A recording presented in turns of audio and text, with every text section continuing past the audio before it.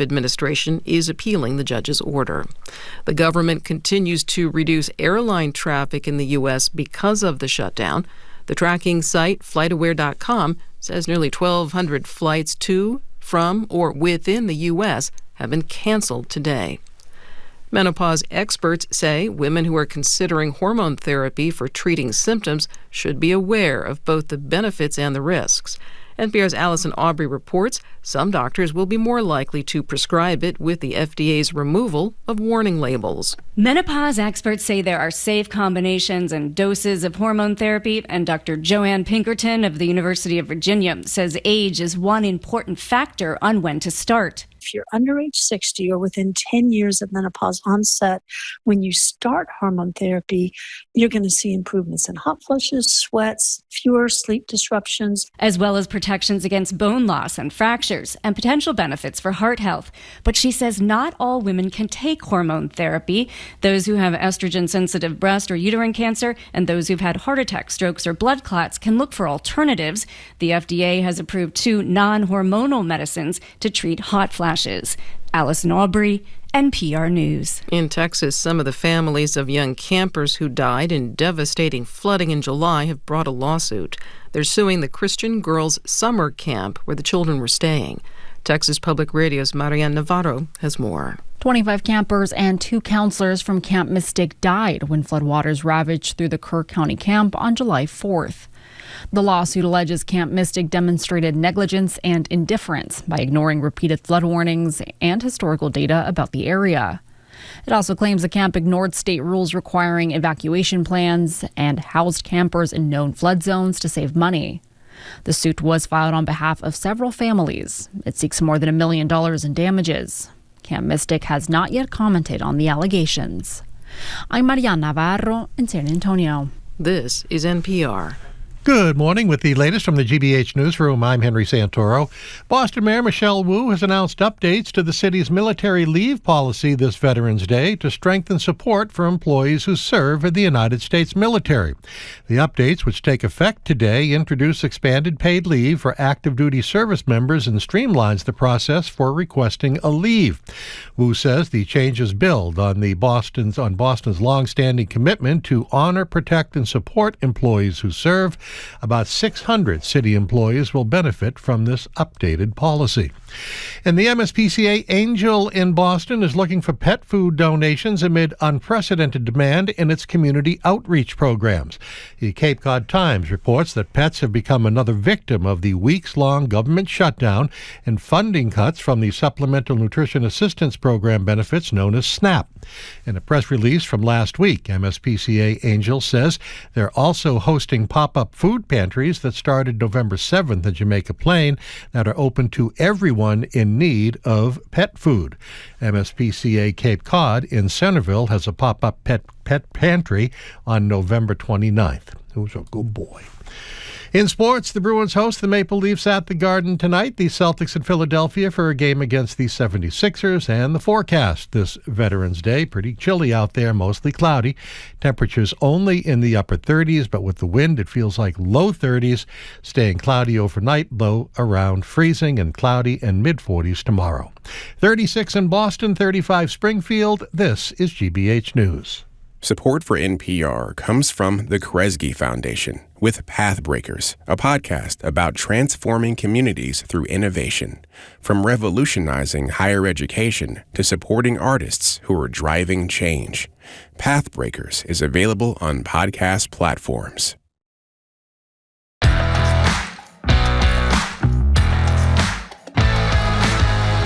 He's Jim Browning. I am Marjorie Egan. You're listening to BPR and GBH and NEPM.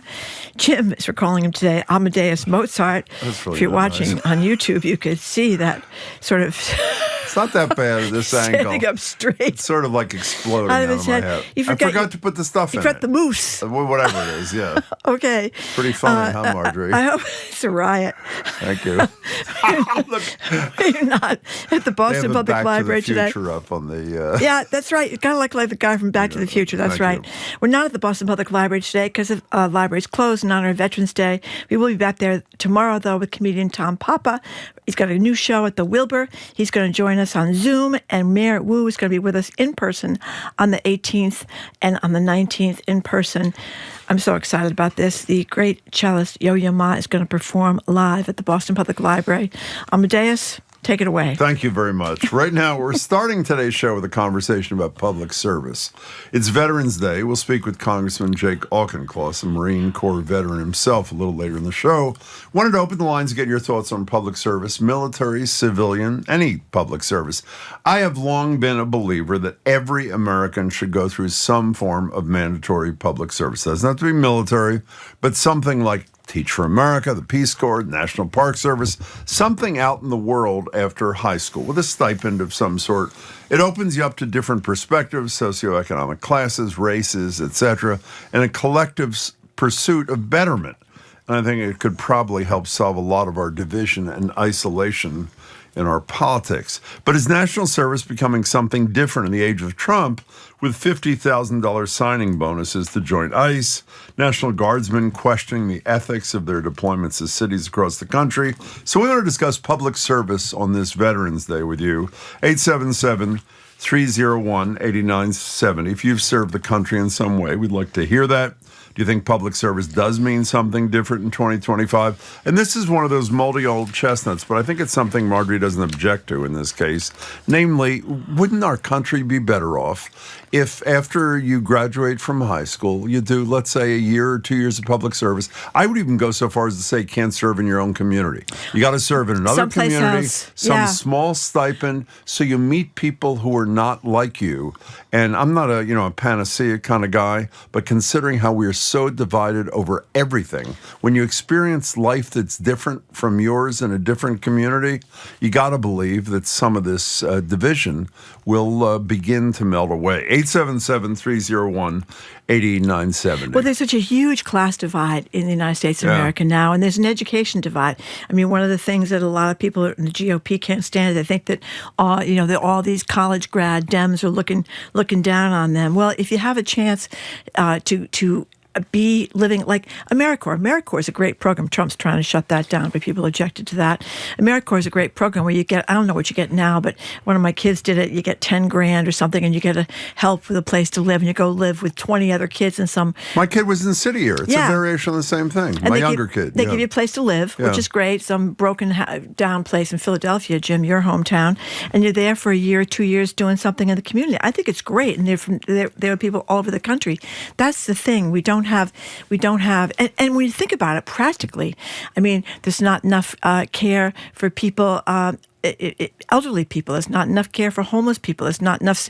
They need help in the schools. I mean, the Teach for America is still a program, but it's not the same thing, because I think you got to be.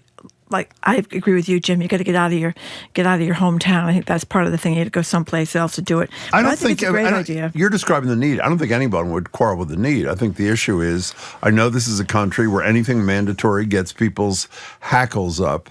But if you do it voluntarily, you know what it ends up being?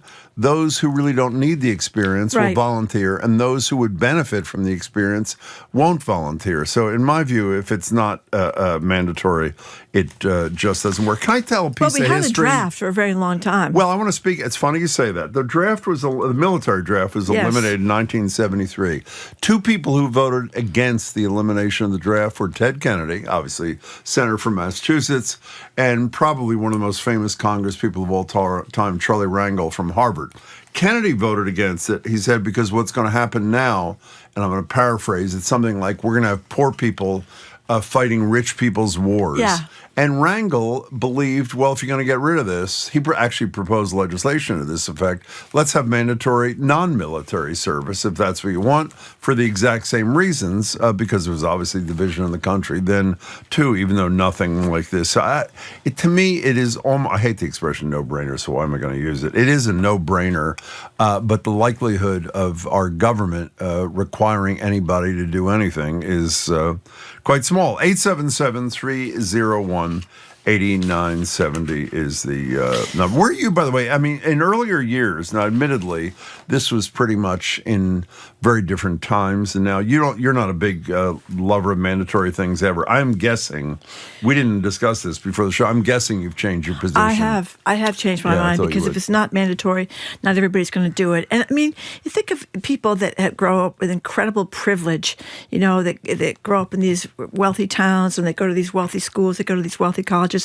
They don't get how the other side lives. You know what I mean? And I think it's a great opportunity to, I think people that are in the service, I mean, I'm not talking about a mandatory draft, obviously, but I think people who are in the service, they go all over the country. They meet people from different segments of the country and people in different socioeconomic classes. What are you laughing at? I'm laughing because there are a lot of emails like this. Paul, watching on YouTube, says, where's Jim's flex capacitor?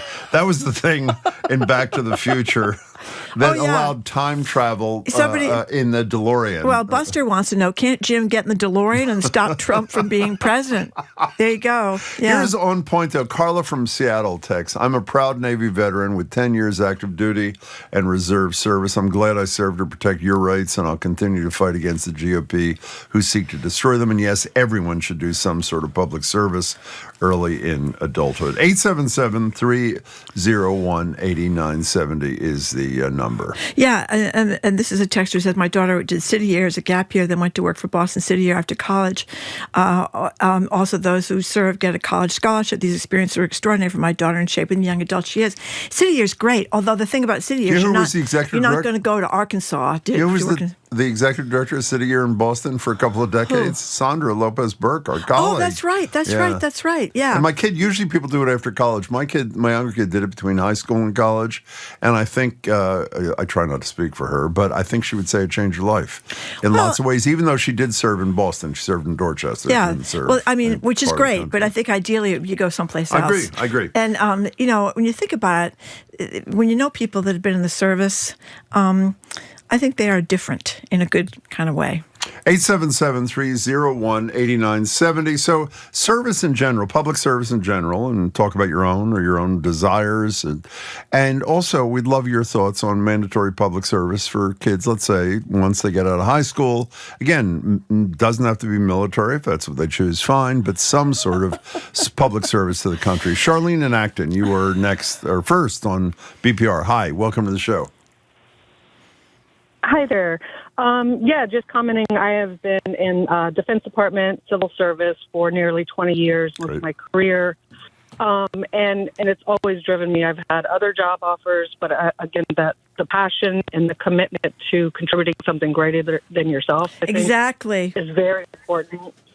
And it absolutely drives me. Unfortunately, with the administration now and certainly all the DOGE effects we went through has really been demoralizing. And the first time really trying to consider like doing public good in another way and looking for opportunities to still contribute. But to the original question, if children should serve out of high school, I think yes. I mean, I've been on NATO groups before. Many of the other countries have conscription where they do have to. It's a mandatory.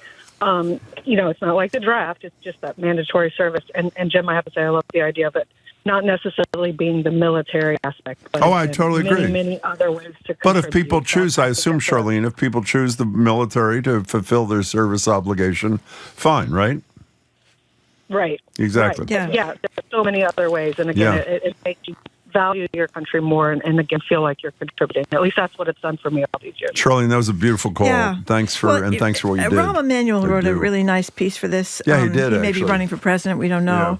Yeah. And he talked about, as you just said, Jim, as a caller just said too, joining on a mission of something bigger than yourself. Well, Charlene said it. Charlene said it. Something important that has meaning in your communities. And he says the ultimate solve for those living lives devoid of moral, professional, and spiritual purposes is to immerse them in a culture where the responsibilities that come with citizenship are as sacred and admired as the rights we claim as ordinary citizens. You think of to yourself, the famous line about ask not what your country can do for you, ask what you can do for your country, the JFK line. What does the United States ask of us besides paying our taxes? Serve on jury duty. That's the only thing that's our states that ask that of us. No, they don't ask nearly enough. Here's an anonymous text from my daughter. Did we read this one? No. She did City Year. We did do that one. Yeah. Can you? I want to read Christy from Salem. Can you? Thank you. I served 2 years in AmeriCorps working with domestic violence victims. It helps start my career in mental health care and increase my empathy and understanding of the world. Yeah. That is exactly what I was trying to say, but not as artfully as Christy said. That's exactly what I think the impact of this. And Paul and JP, I totally agree with the idea. Another possible benefit is the kids will have a little more time to figure out what they really want to do with their lives based on participating with something meaningful for a year or two. They'd likely make wiser choices about college or trade school. One of the texters is saying they're not just interested in seeing your Amadeus-like hair, Jim. They want the camera to show what junk you may have all over your desk. because I got so much crap yesterday. I moved it. I didn't clean it up, but I did. I did move it. Okay, well, some of your things still seem to be there. Some of them are. Looking over Why don't you focus on the show, Marjorie? How about that? And let's not get my hair, my mess, my toilet paper's still there. Thank you. You never know when you need to blow your nose. Dan and Beverly, you are next on BPR. We're talking about public service. Hi. Hey, how's it going? Good. I was just thinking, I was the type of kid that would never sign up for anything I didn't want to do, and it was hard to make me. Sure. And I'm a parent now, and I push my kids a little bit more to be doing things that maybe they're not initially wanting to do, and just seeing the benefit of that is huge. And one of the things that I've been involved with, to some extent, doing video work is for, and I know that you guys know this organization, Project 351. Of course. Yeah. Yeah, that was basically born somewhat out of City Year. And we've been working with them so long that we've seen 8th graders, turn into young adults who have either started businesses or whatever, because that's who they work with, is 8th graders.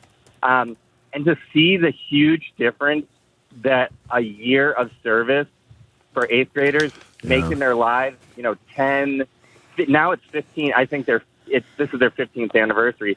15 years out is huge. It makes me think back and wish that I had done stuff like that either when I was that young or even college age.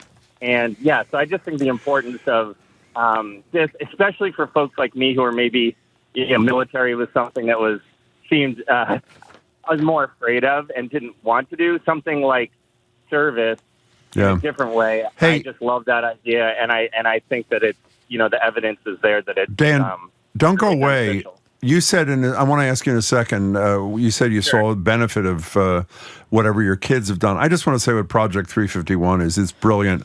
Deval Patrick, it was his idea. It was developed in conjunction with this wonderful woman who runs it, Carolyn Casey. Yep. And she is amazing. And what they have is virtually every community in Massachusetts nominates an ambassador, an 8th grade student who does service and then brings it back to their community. And it is one of the most important organizations. It's project351.org. Dan, before you go, you said you saw some of the benefit from your kids. Like what? Oh, for my kids, just, the fact that, my son didn't want to play soccer when he was younger, and if that was me when I was younger and I tried it once, probably just wouldn't have kept doing it.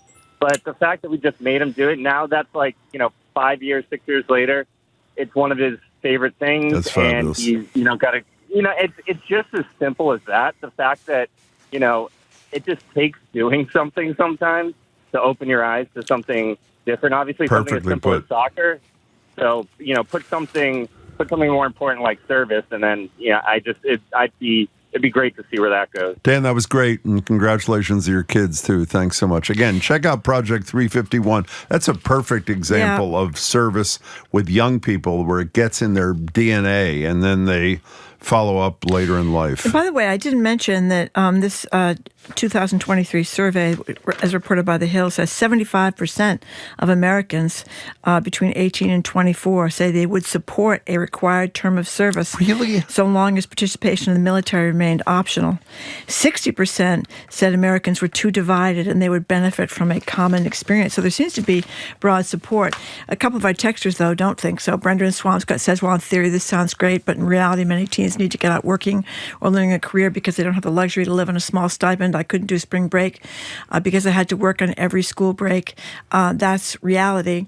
But I tell you, Brenda, I do think if this were true, you would learn a lot of skills that would help you very much in your career, and it would be something that you could, target a little bit more toward what you're going to do. Like how you deal with people. I mean, what's more important in any job than how you deal with other human beings? And another texter says, I think the reason Americans don't like mandatory service is because we are such an individualistic society.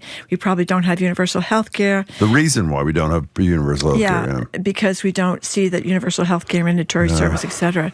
Benefit all of us. But like at AmeriCorps, which is the one I know best, you do get paid. You're not getting a lot of money, but you do get paid and you do get a place to live. So they support you while you're doing this. And usually they support you, like I said, and with a bunch of other kids that are doing the same thing you're doing. So it's a great experience. Beverly in West Roxbury. Hi, Beverly. Hello, Beverly. Hi. I agree that service is extremely important, and I think that there are a lot of middle class and upper middle class kids who really, really, really need that experience. But I also think that the conversation I've heard so far reflects kind of a position of privilege, because there are a lot of teenagers who are working to help support their families already.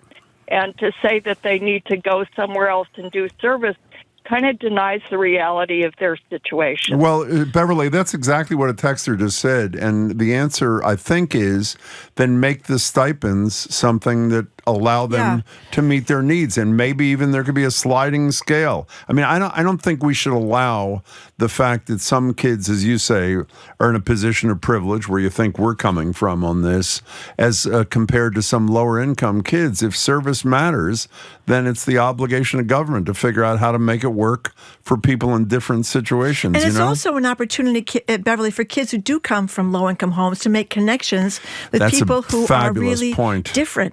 If you grew up in the inner city, particularly, and your school was mostly inner city, and you got to help mom and dad, or you got to help out at home, this is an opportunity to. And again, you are getting paid, so it's not like you're going to be doing this for free. That's Beverly. Thank you for your thoughts. So we appreciate it. It's a far better answer than mine. All these surveys show that if you spend your life in the class, for lack of better expression, in which you were born and don't have the ability to network with people who do have advantages, then you're never going to have them. But if you do network with them, also analysis shows that some of that rubs off on you. And we've done a million stories about kids who are really bright and they come from the inner city and they wind up getting into a hotshot school.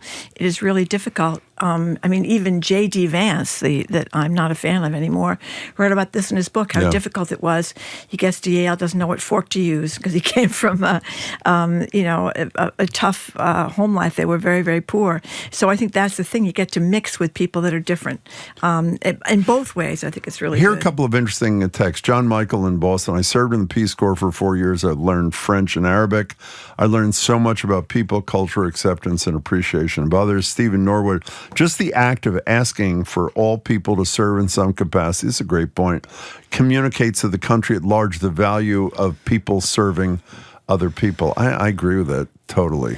Air Force veteran here says a texter, couldn't agree more on mandatory service, period, civil or military, changed the direction of my life in a good way.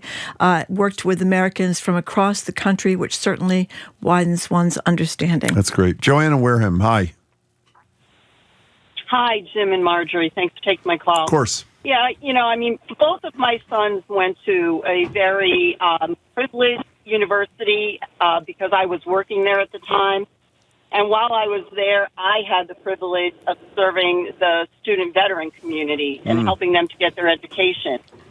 So with that interaction that my son had because of me, they met a lot of the student veterans. One of my sons, in fact, enlisted in the Air National Guard after college and served for 6 years. So, I am a huge fan. And Marjorie, the point that you made about exposure and connections, it's huge. I work at a university now, and I work with early college students, and we're trying to offer them those experiences. So however they get it, through an early college opportunity, through service opportunity, they are making a difference in their lives that'll pay off in forever. Joanne, that's great. So. We really appreciate that experience being shared. Thank you. Anonymous texter, this is an important point. Sounds like a great idea. If I didn't have bone spurs, I would sign up. That is an inhibitor, at least for some people. Yeah. Well, it would have to be so you couldn't get out of it if you had bone spurs. You know, you could do something that wasn't going to require Who's ever used bone spurs to get it on anything? Well, I wouldn't know anybody that used bone spurs, but I'm just anticipating that somebody might try that. If you're rich, you try to get out of it. You can't. You have to make it. Everybody does it. Anyway, we're taking a quick break. More of your calls or text us Veterans Day 877-301-8970. I'm Marjorie Egan. He's Jim Amadeus Mozart. If you're watching on YouTube, you're going to get a real treat. It's not as bad with the headphones. It's like he put his finger in an electric socket. Okay, fine, Marjorie. Move on. You listen to BPR, GBH, at any PM. There's a picture of Mozart streaming at youtube.com/GBH News.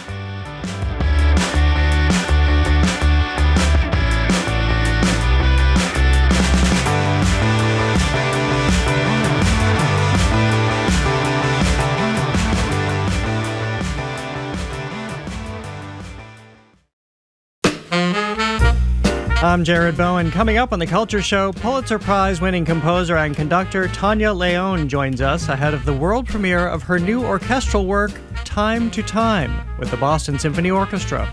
We'll talk about her remarkable journey from her time with Leonard Bernstein to redefining American music for a new century. That and more on The Culture Show today at 2 on 89.7 GBH.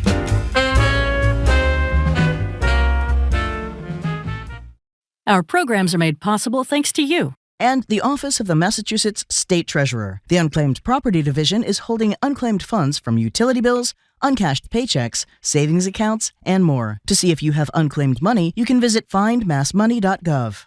And Minus 33 Merino Wool in Ashland, New Hampshire. Since 1916, makers of all-natural merino wool underwear, outerwear, and New Hampshire-made socks. Their merino wool clothing and accessories are available at minus33.com.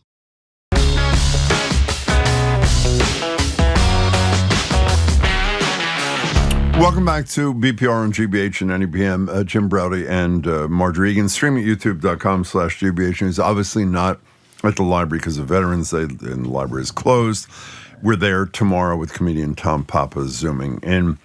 Since it's Veterans Day, we thought we'd talk about public service, and specifically, not only public service in general, but specifically whether or not some sort of public service, doesn't have to be military, could be civilian, should be mandatory for everyone at least once in their lives, let's say post high school. A couple of callers and texters have raised the issue of young kids who need to work to help their families out. Well, I think that could be accommodated by a government that actually tried to work together to do something. We both think it's a good idea.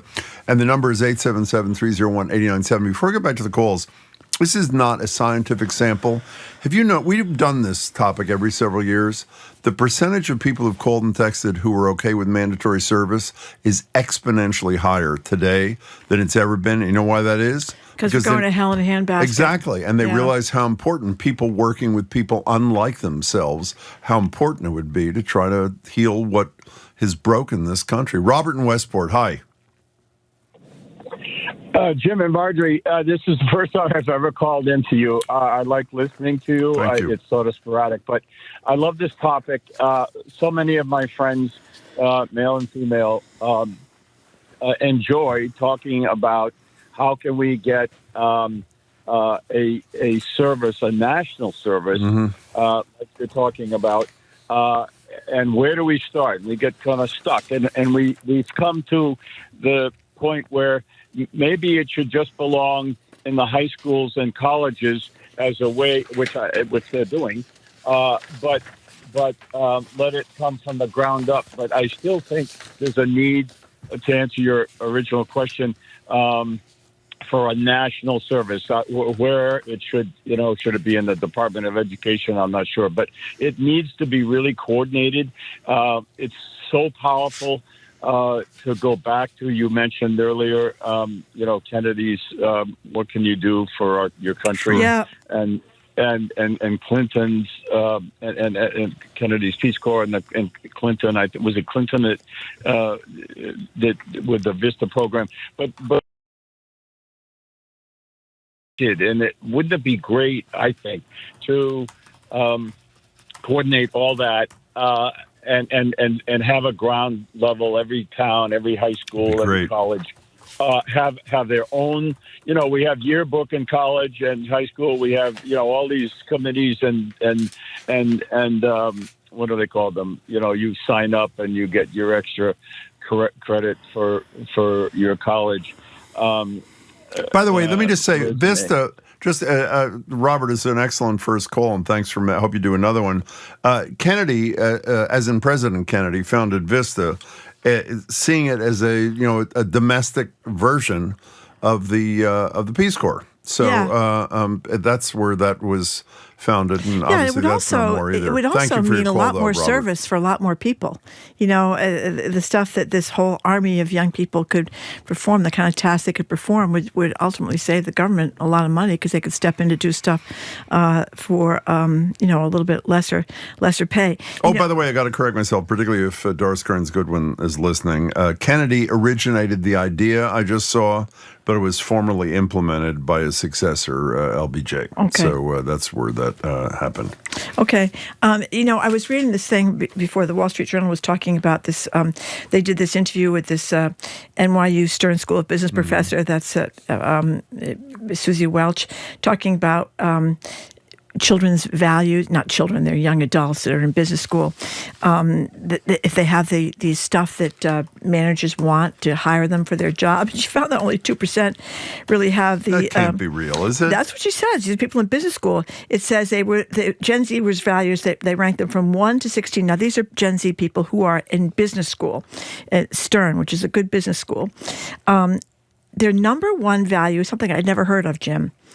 Eudaimonia. Eudaimonia. I never heard of it. But here's what it means. It's a Greek term, and it's a Greek term for flourishing. And what goes into this term is self-care, pleasure, and recreation. So the point she was making is that they didn't have the values that the people that were going to hire them were basically looking for people that were going to work hard and that were a little bit less interested in self-care and pleasure. So they talked about a problem from the manager's perspective, what these kids were looking for in the future. We've heard this a lot, where people don't want to work they don't want to work in excess.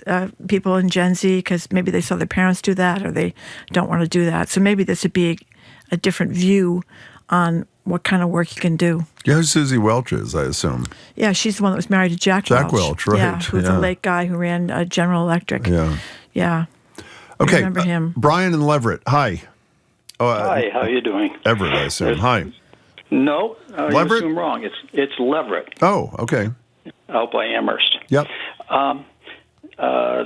Talking about service, I'm a Vietnam veteran, combat veteran. I've lived in this town for almost 50 years, and I've served all of those years on either some committee or department. Most of them volunteer, including the fire department. Wow. And the problem is having adults serve in the towns to get them to do some service work for the towns. It seems that everybody wants the work done for them. And that's right. Nobody wants to spend the time it takes to run the town, and we rely on volunteers. Why do you do what we only have 30 seconds, Brian? Why have you decided in your post-military? No, a lot of veterans. Well, let him serving. say it. In your post-military service, why did you decide continued service to your community was so important for you? Well, if you want things to get done, you've got to do them. That's a pretty. That cuts to the chase there. Hey, Brian, that was a great call. I'm sorry, but we're Brian, out of time. What I'm hoping that if you get in that mode of giving service back when you're young, that it'd be something that you would continue doing for the rest of your life, and maybe that would have more adults in town hall. Well, how about Brian's line? That if you want to get it done, you got to do it. Okay. How great would that be? I mean, think about it. We talk about great. Plus, you have more time to save for college, for the parents, and get the kids out of the house at an early age, and blah blah blah. Okay. Coming up after this quick break, CNN's chief national correspondent John King. Guess what we're going to talk about with him? The government shutdown, the possible end of the government shutdown. Are these 8 Democrats going to be driven out of Dodge on a rail? Yes, Jim. Can I just say, there was colossal interest in that mandatory service thing. We're going to return to that in the next week or two. Right. So if you didn't get through, we'll do it again. I'm Marjorie Egan. He's Jim Browder. You're listening to BPR and GBH and NEPM, streaming at youtube.com/GBH News.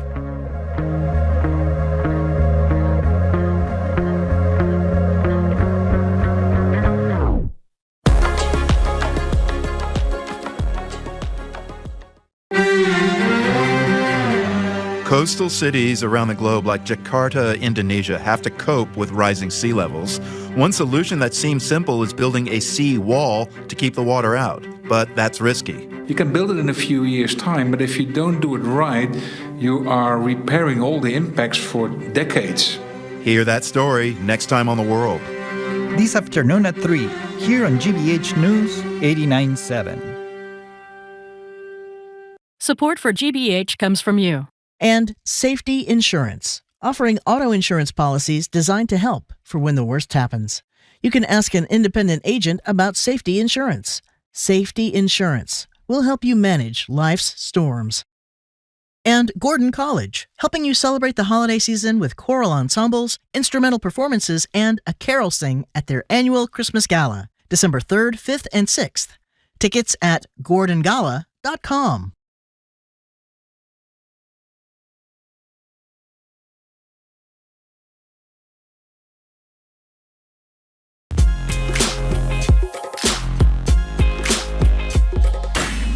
Welcome back to BPR and GBH and NEPM. Marjorie Egan, Jim Browder, streaming youtube.com/GBH News. Needless to say, we're not at the library today because it's closed. For Veterans Day, we're back there tomorrow. Comedian Tom Papa will zoom in, a bunch of other people too.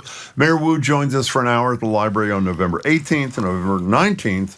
Yo-Yo Ma, with whom Mayor Wu played music a couple of weeks ago. We'll really talk about impressive. that too. Yo-Yo Ma will join us at the library on the 19th. Joined now on Zoom by John King, Chief National Correspondent for CNN and the man behind the great reporting project All Over the Map. Hey there, John. I feel like backup talent when you go through that list, but I'll take it. Yeah. We're all backup talent. I mean, the mayor of Boston, she played at Symphony Hall. You know, it's pretty good to have time to play the piano I was like there, that. a concert That's for the right. city. She played Mozart in front of a packed house. It was unbelievable. She's having a moment. Let's see what she can do with it. That's exactly She's having right. a moment. That is true. So what's the latest on the shutdown, John? Well, which piece of it do you want to get at? Look, it's a record. I just drove to work from home. I did some work from home this morning, and I drove in, and the streets are pretty empty because I drove by all the Smithsonians. They're still closed. The House is going to come in tomorrow. The Speaker says he can pass it. We'll see what happens there. You see that the Democrats are in the House are saying no, no, no. But because of those 8 Democrats in the Senate, it does look like, as we speak today, and this is Washington, and wacky things happen in this town. So I would expect a little turbulence in the House, but people saying it doesn't do enough. But I would expect this to pass the House. And remember, it only gets us, some programs are funded through the rest of the year, but we're going to be back at this in some way in January again. Talk about, I know there's a lot of anger on the Democratic Party, but there should be broad questioning about the dysfunction of your government, that it has to pass another temporary spending plan to get through another couple of months. What does the Democrats say? There's this vote in December, allegedly, that was promised by the Republican leader in the Senate on these Obamacare subsidies. And let's assume, for argument's sake, it happens. I heard, I think it was on your station yesterday, Mike Johnson, the speaker, saying he wouldn't even guarantee a vote. So if you're one of the 8 Democrats that cut the deal and you encounter one of the 22 to 24 million people who are dependent on the Obamacare and the subsidies, and they say to you, not only is there no reason to think the Senate's going to do the right thing, but the House won't even commit to a vote. What do you say to that person as to why you settled this thing? It's complicated. Number one, we could go back through the history of these shutdowns, and there have been too many of them because, again, our government does not function the way it's supposed to function. The party that's making demands has never gotten what it demanded at the beginning, never. Never. So the Democrats are right. Those 8 Democrats are right when they say we probably weren't going to get this. We most likely weren't going to get what we were demanding. That doesn't abate the anger in the party. I'm not saying it does, but they weren't going to get it. Number 2, let's assume John Thune gives them the vote. He's a man of his word. He'll keep his word. He'll give them the vote. It will or will not pass the Senate. You're right about Speaker Johnson. It's never going to move in the House. So I would say this, from a policy perspective and a premium perspective, those people who get Affordable Care Act subsidies to help pay for their health care have every right to be angry, have every right to ask those questions on a policy and a pocketbook perspective. Politically, I would say that while the anger's at those Democrats right now, the Republicans appear to be walking back into the Obamacare trap, which has been a curse on them. Remember, in the first 2 elections after Obamacare passed, it hurt the Democrats. In every election since, the healthcare issue has helped the Democrats enormously. Trump said again yesterday, we're going to come up with our alternative. Remember repeal and replace? Mm-hmm. Hello, that was the first term. And so he just walked into that again. And the Republicans do control everything in Washington. So there's anger at the Democrats, understandable anger in their party. However, this issue has actually benefited the Democrats for cycle after cycle after cycle right now. And it appears the Republicans still don't have a policy answer long term. I get the short term Democratic anger, but I think as we get into next year, the Democrats, when they lose that vote, are going to say, well, then you're in charge of everything. What's your plan? Here's what I wonder, though. Given the anger within the Democratic Party, and given a lot of the anger from regular rank and file Democrats who said they wanted to fight, why did Shaheen and Hassan and King, why did they do this? What's the thinking? Well, part of their thinking is look at the air traffic mess going on. Look at the federal workers not being paid. Look at the SNAP benefit limbo for working poor people who need to buy food. And there's all these mixed signals about can the states give them half the benefits, full benefits, and everything. So again, I get the point from a policy perspective, a pain perspective. If you accept their argument that they were not going to win on Obamacare subsidies. Their thing is, let's get the government back and running. I would also say, this is a funny town, right? None of them are on the ballot next year, or they are retiring. So the 8 who did this are, quote unquote, politically safe in the short term. Right. So the anger is directed at Schumer, thinking there's a wink nod here, right? He voted against it, the leader, but there had to be a wink nod to get these eight who are, quote unquote, safe-ish. Anyway, to do this. Bill Clinton used to have a great line, if you see a turtle on a fence post, it didn't get there by accident. That's how a lot of Democrats feel about this deal, that this was cooked. The angry Democrats are that this was sort of a Schumer-baked scam. Is that true? We don't read minds, but that's where the anger's directed. But I hate to be so dense, but why would Schumer, after the hammering he got last time around, why would he want to do this? There are some older institutionalists who think it's their job to keep the government open. Okay. Again, I just said that with a little bit of snark. You are elected to be a member of the United States Congress.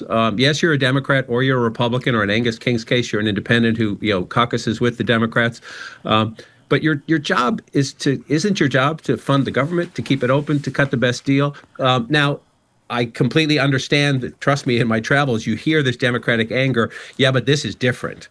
This is a Trump Republican Party that doesn't give a damn about government. That's how Democrats feel about it. And they're just looking to cut everything and gut all our programs. So I get the anger. I'm just saying that if you're of a certain age, you think you were sent here to, yes, hold out, yes, protest, but then cut the best deal when, before the pain gets too bad. But that's their rationale, Marjorie. I get that there are a lot of people listening, and I suspect when you have the mayor of Boston in the chair, people representing that wing of the Democratic Party are going to say no. Yeah. Now, again, ask the mayor. I'd love to hear her answer on this. I'm not trying to put her on the spot, but what about your citizens who aren't getting their SNAP benefits? I used to be a resident of Boston who got SNAP benefits. We called them food stamps back in the day. What do you do to those people, right? You're essentially telling people, can the city find the money? Can the state find the money? Can private people find the money? Can food banks fill up and find the money? You're disrupting working people's lives. So I get the anger. I can kind of get, I'm not saying I agree with it, not my job, but I understand the idea that, well, maybe poor people should get their benefits. Well, except my response to that would be, and luckily for the people of Boston, I'm not the mayor of Boston, is the courts were actually pretty much moving in the right direction on restoration of some, if not all, of the SNAP benefits. The courts can help people who are going to have a 100% plus increase in their premiums. I'm guessing. We're talking to John King. John, one of the other things, it's amazing to me, we talk about this a lot, how incredibly outrageous things by our estimation are like little, a nanosecond worth of attention. One of them, to me at least, being that the House of Representatives hasn't voted or met in almost 2 months. They're now going to have to meet to vote on this thing. Adelita Grijalva from Arizona is finally going to get sworn in. Margie and I have been talking, I think, mostly off the air. I'm not sure if he said this on the air. And she, I assume everybody listening knows, is the vote that gives a majority to those who have signed a discharge petition that requires the Department of Justice to disclose all the Epstein stuff. What Margie and I have discussed, again, as I say, I think off the air, is what did Mike Johnson get by delay? Because at some point she's going to get sworn in, probably tomorrow or whenever it is. And the only thing I can figure is that both Johnson and Trump have used this 2 months to put as much pressure as they can on House Republicans who signed the discharge petition to take their name off so that it fails by one vote or some such thing. Is that what's going on? Or if it's not, what is the delay by Johnson and Trump? I certainly think that's part of it. So we'll see if the old math remains the new math once she's sworn in, right? Do you get a few of those Republicans to peel off, which then leaves you short of what you need to have the release? I would say that the other argument is time would buy the lawyers, meaning at Trump's Justice Department, and never has the word Trump's Justice Department. You might say Biden's Justice Department or Obama's Justice Department. We don't mean it the way we say Trump's Justice Department. This is his Justice Department, without a doubt. Have they found some way to say, well, then back into the aforementioned courts, right? This entire presidency ends up being a court fight where, we'll release this, but we can't release this because of privacy or this reason or that reason. Have the lawyers found some way to gum up the works, I guess, would be my short way of saying it in the meantime. But that we're going to find out. We're going to find out because she's going to get sworn in. And then we see, did those Republicans blink? And then what happens from there? Talking to John King. It may be a little harder with one of the survivors' books out. I mean, she is no longer with us, Virginia Giuffre. I always mispronounce her last name. Giuffre. People are reading that book, or some people are reading that book. I don't know. It may make it harder now, and you've seen more from the families coming out too. So I don't know. It's pretty hard. It's pretty hard for politicians to come up with some self-defense mechanism. Yeah. Right? If they're or just listen. This is again where the trust deficit in our politics is damning. Where who is it that we would trust to look the American people in the eye and say there has been full accountability here? There is nothing else, right? There's nothing else in these documents that would bring further accountability, further closure, further whatever we can do to help these poor victims of this mess.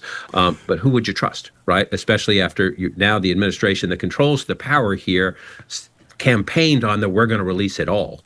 And now is saying, no, we won't. And so it just creates, it's horrible. The human tragedy here now compounded by what I'll just call, political horrible. Yeah, and also the juxtaposition of the United States with Great Britain. I mean, we all been reading about Prince Andrew for days and days and days. I mean, I don't think he's living in a hut, but he's not living in his 30-room mansion that he was in before, living out in King Charles's backyard, I guess is where he is now. Long live the king. Yeah. John, you understand, I think, how people receive political messages as well, if not better than practically anybody. And I continue to be amazed that rather than Trump, well, I'm not amazed because it's Trump can never admit he did anything wrong, but Trump never does I feel your pain kind of thing. He even got into it with our former colleague when we were in commercial radio. Laura Ingraham challenged him even from Fox News about him saying, the economy's great, everything is great. He says, this is part of what he said to her. More than anything else, it's a con job, meaning the stories that the economy isn't great, by the Democrats. They feed it to the anchors at ABC, CBS, NBC, and CNN. It's such a rigged system, et cetera. Costs are way down. My sense, but I know this is not a normal world under Trump, is that when people are suffering, even if they like the, quote, leader, and the leader denies their suffering, it creates a crack in their relationship. Is that your experience, or am I being naive about Trump and his followers? It is my experience in, sometimes the rules don't apply in the Trump era, but it is my experience in doing this for 40 years now. Remember George H.W. Bush back in the 92 campaign? We had been in what was a relatively mild recession. We were out of it. And so he could cite all this government data that says, things are better. And guess what? People around the country were exhausted. Their healthcare went up. They were losing their homes. And so, no, they don't like being told that. Listen, this is where I think, Joe Biden learned this lesson the hard way. And I think Donald Trump, by what just happened in the elections last Tuesday, and if you look at all the data right now, plus we are having this conversation pre-Thanksgiving. It's a beautiful day here. I don't know what the weather's like there. It's a little more chilly today here. Yep. But it's been unseasonably nice here, and I live a little south of you. Guess what's about to happen? Home heating bills. Guess what has not gone down? Energy costs. And so, foods, some things are down, some things are up, but inflation is not down a lot. I just looked at this last week. If the core inflation now compared to a year ago is up a little or static, down a little in some areas. You cannot tell people, and I'm sorry, you're gonna I'm gonna pick on the mayor again. I don't mean to pick on her, but this is not you're gonna have the mayor in tomorrow. She doesn't decide what you pay for milk and eggs and steak and hamburger and chicken when you go to the grocery store. Nor does Donald Trump, maybe, but tariff policy can impact that, and things like that. And so this is the one thing, you can fool people about a whole lot of things. Maybe he's going to fool them again about the Epstein files. He talks about rigged election all the time. So you cannot tell people who are living paycheck to paycheck, especially if they've just gone through the stress of this government shutdown with less benefits or at least uncertainty, that your grocery bills are down, that your energy bills are down, that your mortgage rate is down, that we live in a country right now where credit card debt is going up. You cannot tell people that's not true. This is their life. And so, Joe Biden paid the price for that. The Biden-Harris administration paid the price for that. And I'm sorry, Donald Trump sometimes thinks he's a magician. That to me, that's the one lie you cannot get away with, because this is, every other day, if not every day of your life, what you're paying, especially if you are struggling. The reason I hope John doesn't think I was laughing at him, when you said you can't fool the people, I was reminded of Marjorie and my maybe favorite, or one of the 2 or 3 favorite lines, when George W. said, there's an old saying in Tennessee, I know it's in Texas, probably in Tennessee, that says, fool me once, shame on you, fool me, you can't get fooled again. So that is George W. Bush. John, I'm sorry, Margaret. I was going to say, it always fascinates me when we were talking so much about people's energy bills. We have Bill McKibben in here once every few weeks, big environmentalist, and has written so many books about the environment. He talks about how wind and solar are now cheaper than... Here Comes the Sun, new book. Yeah, Here Comes the Sun, and how people that have solar panels and people that they're not paying anything for their electricity. I wonder how long it's going to take people to come home to people. It's a hoax. It's a hoax. Yeah. That they wouldn't have to pay these huge electricity bills. They might still have to pay the huge heating bills because we haven't gotten that far in that area. But, it's funny how we don't make that connection. It doesn't come into the discussion. And so area, whether you're for them or against them, they were just about to plug those wind farms into the system. Yeah, right? Exactly. And he shut them down. Shut them down. No. So then you're like, okay, well, we had projected that power coming into our grid. Exactly. So what do you do about that? I'll tell you another thing. Look at their elections for the Virginia House of Delegates, right? So I'm talking to a bunch of people in Boston and people in New England. Why do you care about the Virginia legislature, right? These data farms are popping up everywhere in Northern Virginia, and they're popping up around the country. But you drive out there, my son plays baseball out there, and just the character of the terrain when you're driving, it used to be farms, it used to be green, and now it's a field or a school, and then a giant warehouse of data.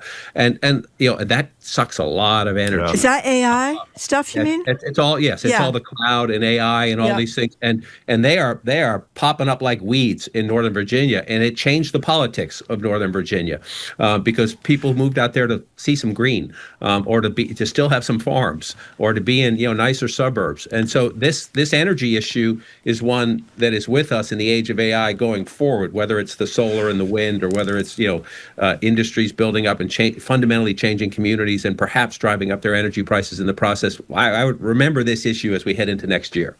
John, before you go, you mentioned 40 years, which got me to thinking of a long-serving member of the House. Talk about old. A long-serving member of the House who will no longer be serving next year, former Speaker Nancy Pelosi. She the most effective speaker you've worked through in all these years? In my lifetime, absolutely, without a doubt. And, historic because she was the female speaker, but that's not the effectiveness part of it. That's the history part of it. In terms of her ability to do math and she used to do this with index cards. She knew your birthday, she knew your grandchildren. I didn't know that. She used to have shoe boxes full of index cards. Great. And she knew everything about everybody. That was her file system before this thing called the internet came along. And just a remarkably effective, whether it was pretty good public, making the case in public sometimes, but also working the House privately at a time when she rose up, and guess what? The white men were trying to keep women back. I don't know if anyone remembers that age. To some extent, you might argue it still exists. Just remarkably successful in working the system and being effective. But also now, I think, again, a year or two ago, I know I'm rambling on here, we were talking about the generational issues on the Democratic Party when you had Joe Biden as president, the older president, where you had, Dianne Feinstein, rest in peace, was still in power, Nancy Pelosi. People were making the case. You're going to see this in the Markey primary up there. You're going to see the anger directed at some of these 8 senators who all a little bit, not all of them, but in the more older end of the United States Senate. The generational issue that was the Democrats' big issue a year ago is now the Republican because of Donald Trump and his age in the White House. I think you're seeing this. I've talked about this for a long time. We are going through this age of generational, regional, ideological, all sorts of change before us, and the pace of it is stunning.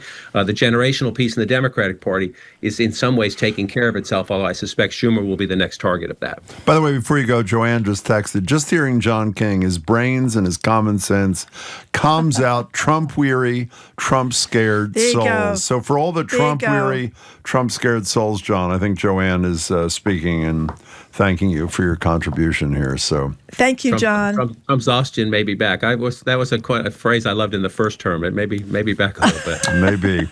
Hey, John, it's great to see you. Be well. We'll talk to you next week. Thank you, John. King. Great to talk to you. We've been speaking with CNN's chief national correspondent, John King. We say goodbye to the people who are listening to us on NEPM.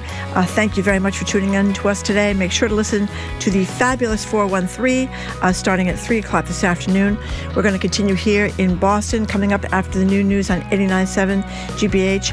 NAACP's Michael Curry and his Healthcare Row is going to talk about healthcare costs, SNAP benefits, a big healthcare event he's involved in. I'm Marjorie Egan. He's Jim Browder. You're listening to BPR on GBH and NEPM and streaming at youtube.com/GBH News.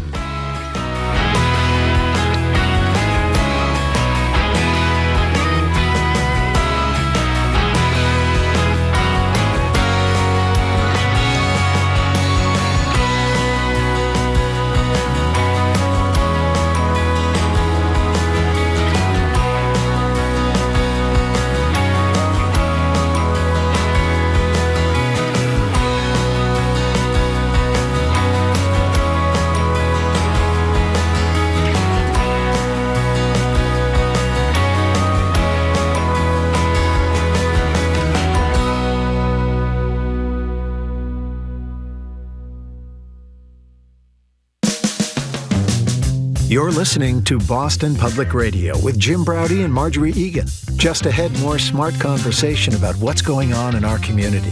Stay with us here on GBH 89.7. Funding for our programs comes from you. And UMass Lowell, ranked #1 best value public university in Massachusetts by the Wall Street Journal and U.S. News and World Report. Learn more at uml.edu/rankings. Frontline investigates how a once peaceful nation is being overrun by drug cartels and violence and shines a light on the people caught in the crossfire. Watch Drug War in Ecuador tonight at 10 on GBH2. You're listening to 89.7 WGBH HD1 Boston. Online at gbhnews.org. GBH News. What matters to you? I'm Jim Browder, head on Hour 2 of BPR. Healthcare premiums are expected to skyrocket next year. But what are we missing about the real costs of healthcare in America? We'll talk to Mass League of Community Health Centers' Michael Curry about how we got here. I'm Marjorie Egan. Then NBC Sports Boston Trenni Casey on about $100 million that Boston organizers need to host the FIFA World Cup. Then Congressman Jake Auchincloss zooms in to discuss the government shutdown, the fight among the Dems, and Veterans Day. That's all next in the second hour of BPR 89.7 GBH.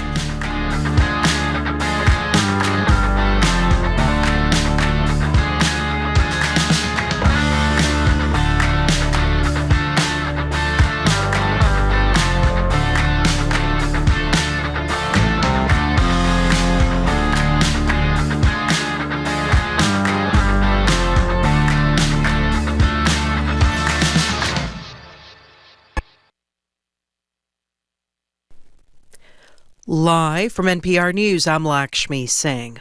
This land is your land. Veterans Day. As events commemorate the occasion across the country, one of the most prominent is the wreath-laying ceremony at Arlington National Cemetery. Keeping with an annual tradition, President Trump is addressing an audience gathered to pay tribute to all who have worn a military uniform. The impact of a federal government shutdown continues. Even though the Senate voted 60-40 to end it, the House of Representatives still needs to pass the measure, and President Trump needs to sign it. But the federal government could open within days. Here's NPR's Sam Greenglass. The Senate passed a stopgap funding bill lasting through January 30th after a more than month-long impasse that resulted in missed paychecks for federal workers, delayed food assistance, and air travel disruptions. The package includes a trio of regular appropriations bills funding some parts of the government through next September, as well as language to reverse the shutdown firings of federal employees and ensure that federal workers get back pay.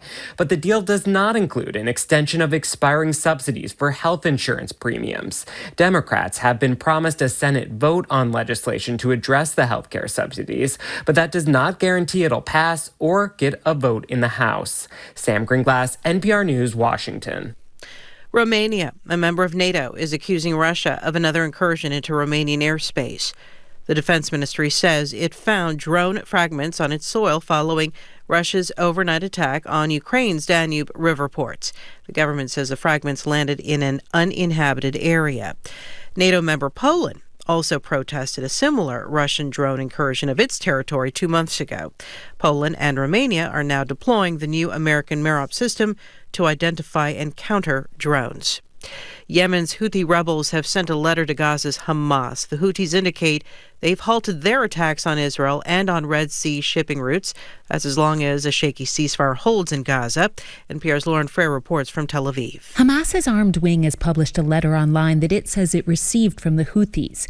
In it, the rebels say they're closely monitoring developments and threaten to return to military operations if the, quote, enemy, Israel, resumes its, quote, aggression against Gaza. The letter signed by the Houthi military's chief of staff. During the Gaza war, Houthi attacks sank ships, killed mariners, and disrupted global supply routes through the Red Sea and Suez Canal. The U.S. and Israel have bombed Houthi targets in Yemen in response. But the Houthis have not claimed responsibility for any attacks in more than a month. This letter is their clearest indication yet that the pause is in coordination with the Gaza ceasefire. Lauren Frere, NPR News, Tel Aviv. At last check on Wall Street, the Dow was up nearly 300 points. This is NPR News. Good afternoon. With the latest from the GBH Newsroom, I'm Henry Santoro. The government shutdown looks like it's heading towards an end, but there's still some lingering uncertainty about the future of SNAP benefits for Massachusetts residents. Yesterday, Governor Maura Healey said the benefits had been paid out through the Trump administration, though the Trump administration wants full funding blocked. In the meantime, residents in need of food can also qualify for the Healthy Incentives Program, or HIP. It's a state-funded program that provides money each month for fruits and vegetables from local farms. Jesse Rubin from the Alston-Brighton Health Collaborative says you need to keep at least 1 cent on your EBT card for the state to know you're an active user. To keep it safe, maybe manage up to $1 to really access that HIP benefit and purchase local fruits and vegetables. The local fruits and vegetables that you purchase with your HIP benefits also directly impacts and benefits the local farmers in Massachusetts. Those curious about the program can visit mass.gov/HIP.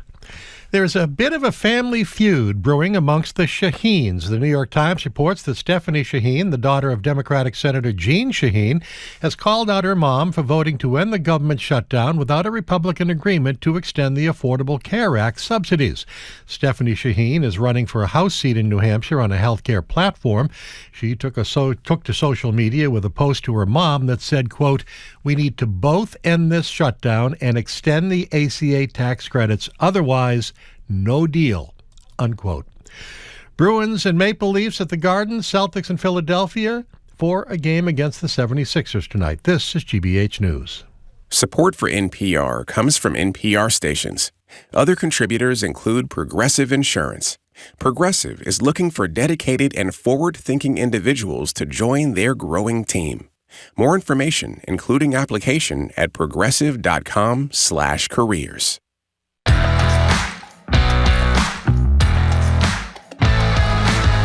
Welcome to hour number 2 of Boston Public Radio. He's Jim Browdy. I am Marjorie Egan. We are not at the Boston Public Library today because it's closed for Veterans Day. We will be back there tomorrow, though, with comedian Tom Papa on Zoom and more. Mayor Wu will join us on the 18th of November. And on November 19th, the legendary, fantastic cellist Yo-Yo Ma is going to join us, and he's going to play for us at the Boston Public Library. Hello again, Jim. Hey there, Marjorie. We're joined now on Zoom by Michael Curry, CEO of the Mass League of Community Health Centers, on the board of the National NAACP. Michael, good to see you.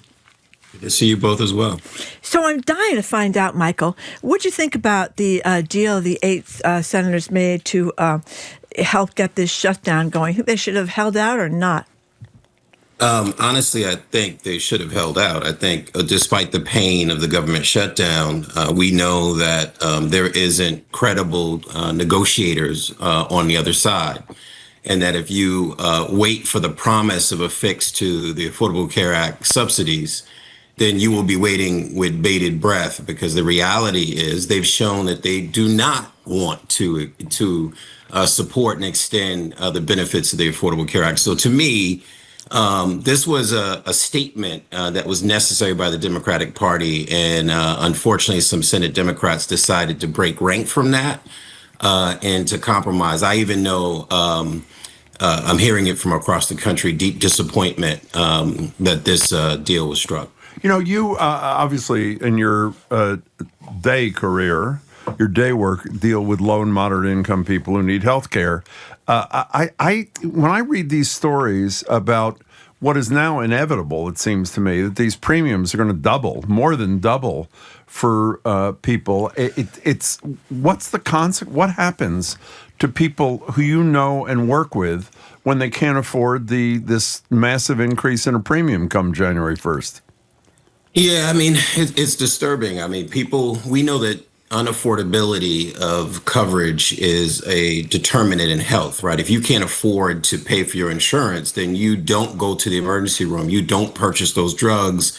You don't get your eyes, your teeth, your mental health, your substance use disorder addressed. And we know that before the Affordable Care Act, 49 million people didn't have health insurance, Jim. So what did they do? They suffered, and they suffered longer. They didn't show up at work. They cost our healthcare system because they showed up at a more acute and progressed stage of their illness in our emergency rooms, in our hospital inpatient beds.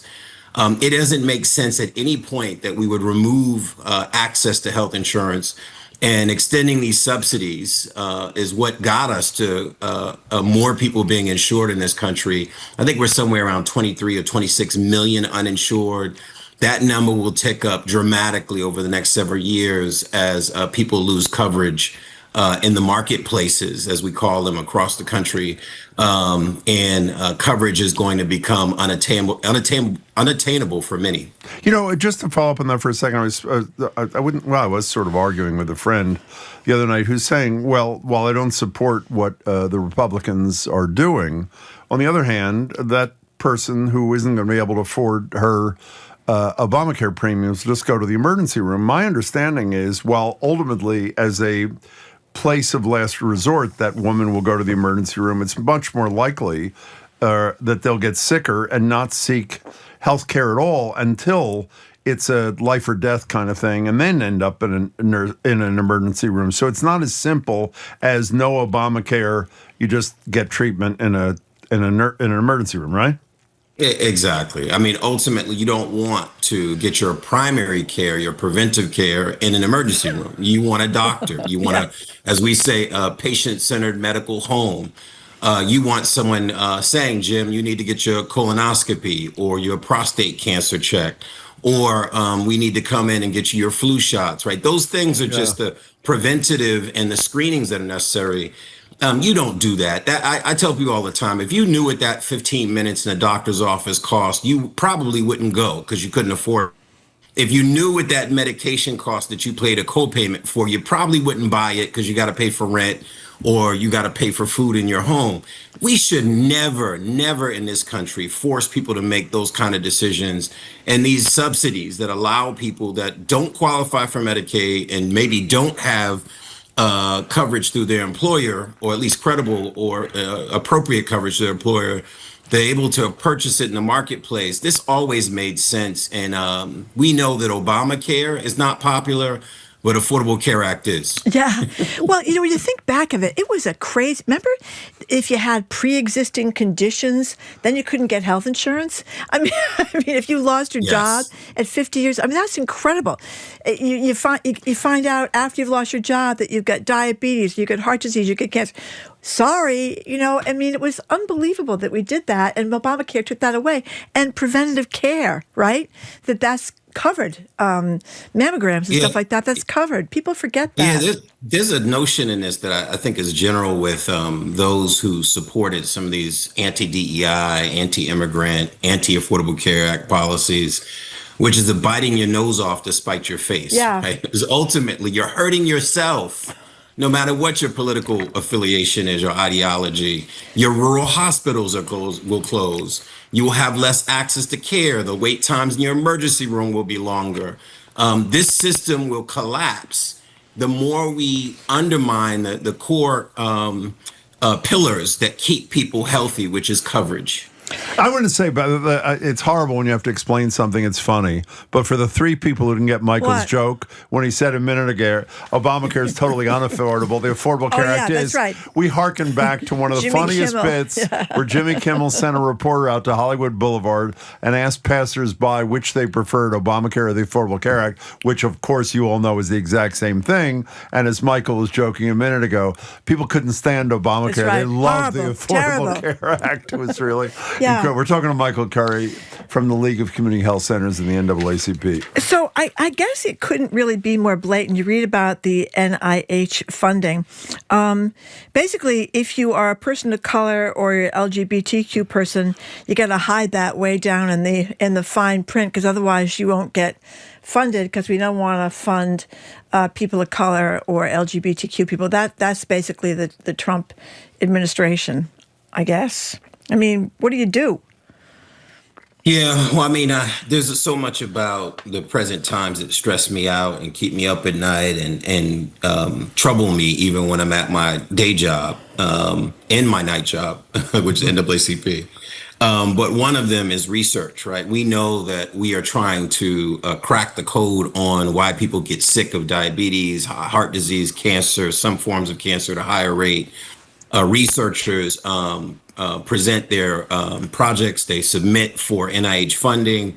It's peer reviewed through a process. Hopefully scientists are looking at their projects and not political folks, which is what we're experiencing now. And then when they get the funding, whether they're on the front end of the funding, which is really just to determine out why people are getting sick and what is the root causes for the sickness, or the other side of it, which is to come up with interventions, we need them on both sides of the equation. And what we're seeing is this anti-DEI means anti-health equity, which means anti-minority participation in research. So not only are we going after the projects that go treat LGBTQ, people with substance use disorder, people of color, rural folks, and others are subjects of these studies.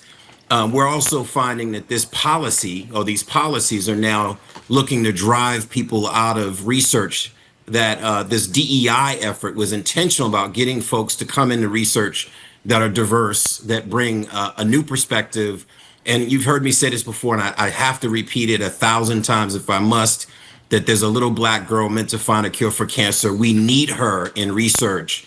And if she has the right elementary school, middle school, high school, if she's not stereotyped and discriminated against by her attending physician, and she gets into the right STEM program, she's going to save your life. And you need her to. And if you only think predominantly white men can save your life, shame on you for being that ignorant. You know, there's so few helpful signs to me about almost anything. But staying on DEI for a second, not only did Mom Donnie put DEI front and center, everybody jumps to describe the Spamberger win in Virginia and the Sherrill win in New Jersey as centrist Democrats, whatever that means. Well, they may be centrist Democrats, but they're two centrist Democrats who never shied away from talking about the importance of diversity, equity, and inclusion. And I think, to me, Michael, I'm curious to know what you think. I hope it's a good omen as to how people are reacting to this assault on diversity by the Trump administration. Did you see it the same way, or am I being too optimistic? Yeah, I think it's a piece of the puzzle, right? I think it's a combination of things. I think if you are, and particularly for the wins in New Jersey, maybe Virginia as well, if you turn on your TV and you see that mom who's been in America for many years, and based on her immigration status, they're yanking her up and taking her away from her children, that's going to be disturbing for you. So if you happen to be a Latino who voted for Trump because you wanted a disruption and you liked his that he was going to bring down eggs and butter, then all of a sudden you're getting the shock value, the bait and switch that happened with what you thought you were getting. And now you're showing up differently at the polls. So I think one is we're seeing Latino voters show up differently. Two, I think for many who understand DEI is one of the greatest attributes of this country. We are a diverse nation. And if we tap into the talent, the potential, the promise of all of our residents of this country, we will be even stronger and better.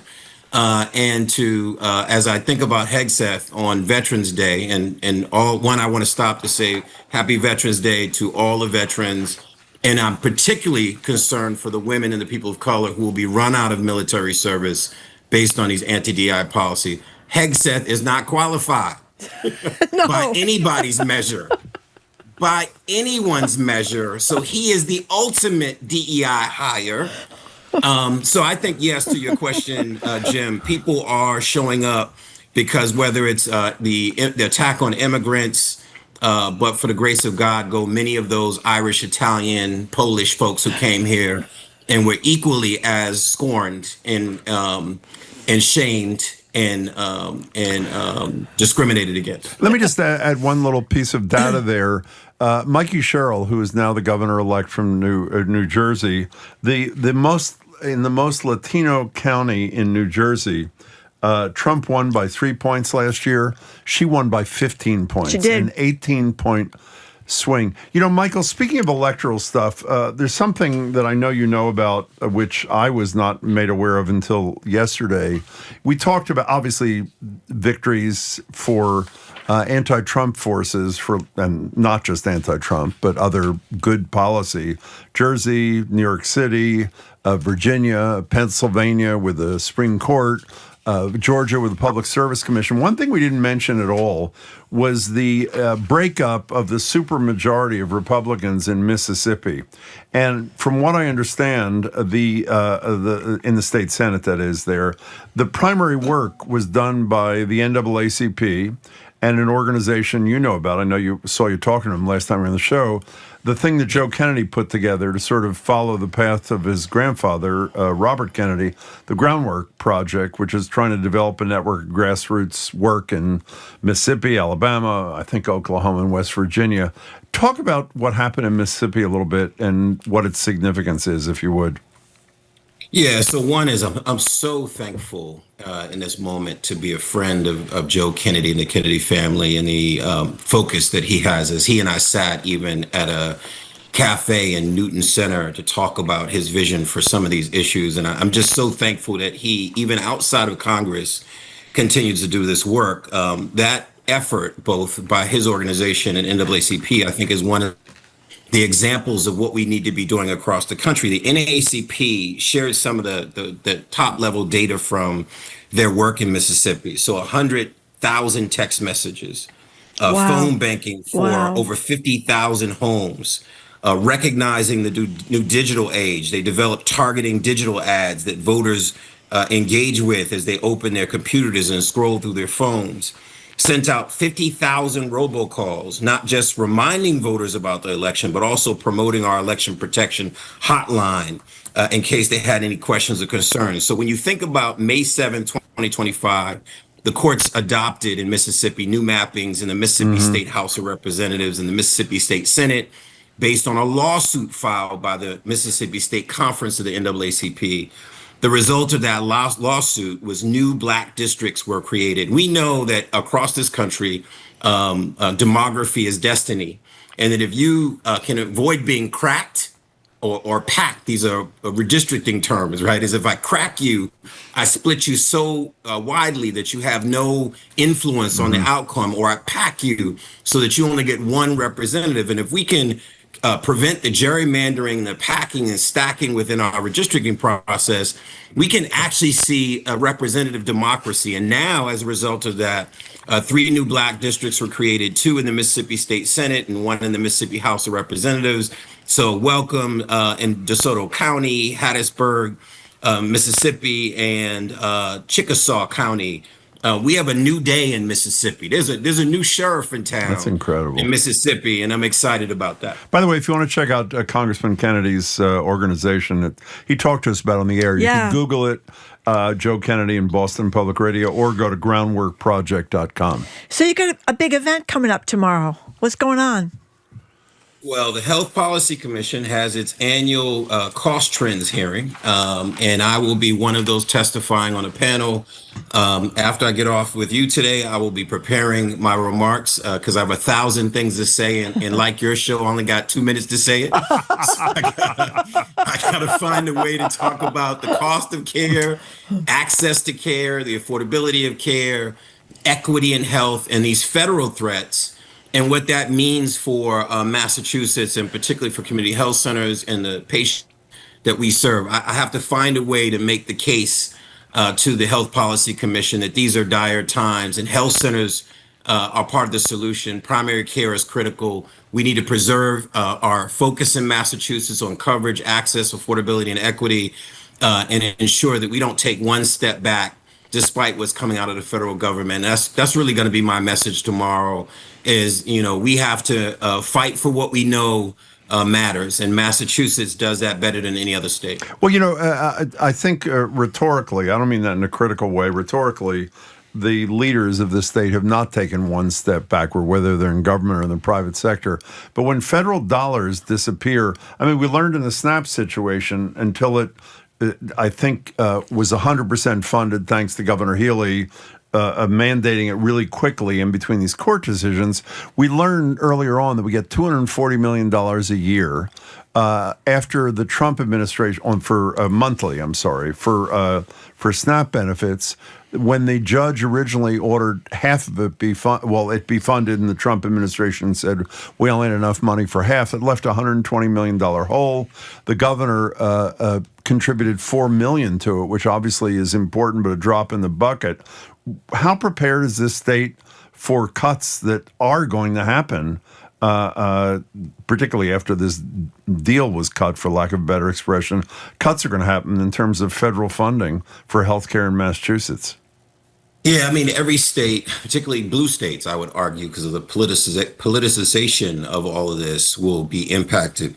That being said, states will have to tighten their belts. They'll have to find some efficiencies. They'll have to shuffle the deck a little bit in terms of where they put their resources. But I know healthcare matters, right? It's a matter of life and death. Whether people have insurance is a matter of life and death, whether they have primary care and preventive care, whether they have a vaccine. Those are the things that you don't compromise on. I think what I will say, and I am in some of those rooms with our governor, with our Secretary of Health and Human Services County, Mahani, a phenomenal friend and leader, Mike Levine at Medicaid, and Commissioner Goldstein at DPH, and mayors like Mayor Wu and Dr. Ojikutu in the city of Boston, and other public health commissioners. What I will say, and many will say, is we have to preserve what we know saves lives, and that we will have to make some really hard decisions, but hard decisions don't have to compromise access to care. We can find a way to do that. We are Massachusetts. I don't think it'll be easy, Jim, to your question. It'll be hard, but I'm looking forward to being engaged in those conversations to make it work. Michael, good to speak with you. Good luck in your prep. Good luck tomorrow. It's good to see you. Thank you, Michael. Thank you so much. Great to see you. Thank you. Good to see you both. We've been speaking with Michael Curry, CEO of the Mass League of Community Health Centers, on the board of the National NAACP. Coming up after this quick break, we're going to talk to NBC Sports' Trenni Casey about the World Cup Coming to Boston and a suicide in the NFL.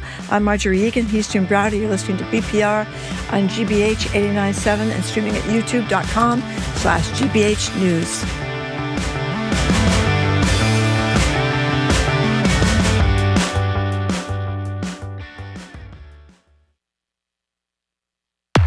When news impacts your community, the effects of the government shutdown are still being felt. Trust GBH News for the full picture. People are worried about paying their rent, paying their student loans, and eating. Always here with ongoing coverage of the news that matters to you. Do they choose to skip some of that food, or do they pay their heating bill or their medical bills? Follow the story at GBH 89.7, online at gbhnews.org. Our programs are made possible thanks to you. And Rocky Ruggiero, making art and history come to life, offering travel programs throughout Italy and online learning opportunities on Italian art and culture. Learn more at rockyruggiero.com. And Mass General Brigham Health Plan, providing helpful digital tools, world-class providers, and coverage that help you live in the moment. More at massgeneralbrighamhealthplan.org.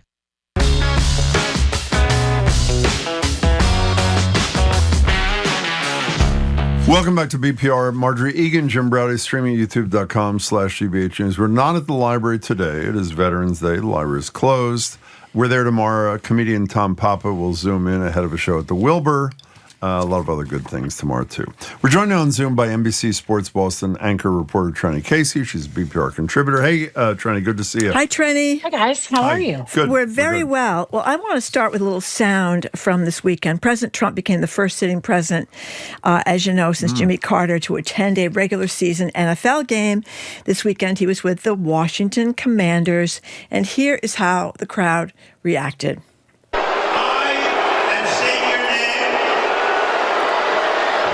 Very warm reception, I think. Let's hear it from you. That I will support and defend the Constitution of the United States. I would say there has never been a greater reception in the history of the world for a president in any venue, ever. Maybe a lot of those people knew he's been violating the United States Constitution. He's not defending it and supporting it at all. But anyway, what'd you make of this? It's kind of unusual in an NFL game. It's not unusual for this presidency, right? Like, he's gone to U.S. Opens, he goes to UFC fights, he goes to I think he goes to WWE matches, like he goes to the World Series or a game at Yankee Stadium. I don't think he went to the World Series game at Yankee Stadium. He just he likes sports. I know. Yes, there's a nice way of putting it. He just loves sports. He loves competition. Listen, we all know why he was there. He wants them to put his name. I know we're going to talk about this. He wants the Commanders to put his name on the stadium. He just wants to be close to rich, famous people. So he sits in a box with Josh Harris, who's the owner of the Commanders.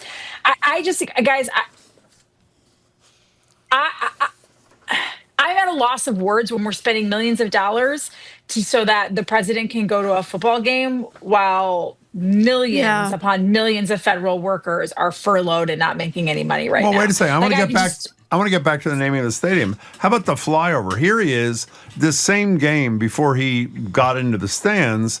Here's what he had to say about flying over the Lions-Commanders game. Here's Trump. Was that the greatest flyover ever? Nobody's ever done a flyover like that. I can't take any more of that. I can't. Nobody's ever done a flyover like that. And so he wants, I have to admit, when I first read this about 2 or 3 days ago, I thought he was joking, or I thought someone was joking, until I heard his press secretary say, it's a beautiful name, it's a beautiful thing, because he's the greatest president ever, and this never would have happened, the new stadium, without Donald Trump. So is there really a possibility they're going to name this thing after him? Okay, so at first I was afraid there would be, but then when I read the details in the Washington Post, I was like, well, maybe not. Because while the Commanders, obviously, Josh Harris owns the Commanders, it is a partially it's on like public land. It is, and the Parks Department, the Park Service and the city of Washington, D.C., the District of Columbia, have actually more sway over what happens with the stadium. Do you think the Park Service, which has been absolutely gutted by this administration, I know it's loosely tied to the National Park Service, but it's all one big thing. Do you think they're going to be like, yeah, he deserves to be honored? I just have a feeling that the good people of Washington, D.C., and the good people of the Park Service will very politely tell them where to stick it. How many stadiums are named Josh, after presidents? I forget living presidents. I don't think, other than RFK was never a president. Right. I don't think I can't think of one either. I cannot think of a symbol. They're usually, and honestly now, Jim, and this is the other reason why I don't think it'll happen. Like at the end of the day, money talks, and the Commanders are going to sell. They're probably going to sell the rights. Like there are only 2 stadiums, I think I read today. I know Lambeau Field is not sponsored by anyone. And right now, Soldier Field in Chicago, in downtown Chicago, does not have like a title sponsor. And I guess, Gillette Stadium. Of course, Gillette Stadium was sold the rights, the naming rights. Like you will get millions upon millions of dollars, tens to maybe hundreds of millions of dollars to if a business buys the right to your stadium. So why would you give it away for free? Yeah. Right? Like, hey, if Trump Enterprises wants to pay $200 million or whatever the going rate is to put your name on a stadium, go right ahead. Then I could see it happening. But we all know that's not going to happen. He's going to pay for something. So I would think that the Commanders. He's not going to pay for No, he's not. He won't give hungry people food. You think he's going to give Josh Harris money to put his name on a building? Like that's not going to happen. I don't think so. So I am optimistic that it will not happen. So can we go from, I was going to say an amusing story about the NFL. It's not that amusing, what we just talked about. This death by suicide, Marshawn Nealon, this 24-year-old man. Really sad. And I literally had just seen this celebration about him scoring his first touchdown when I think he picks up a fumble or something. Do you describe who he was and what we know about this young man's death? He was a young native of Michigan, went to Western Michigan University, which is obviously a smaller university. And I believe he was he a linebacker? Am I forgetting that? Defensive back, I'm not sure what position. Defensive back. Oh, okay. I think he meant safety. I could be wrong.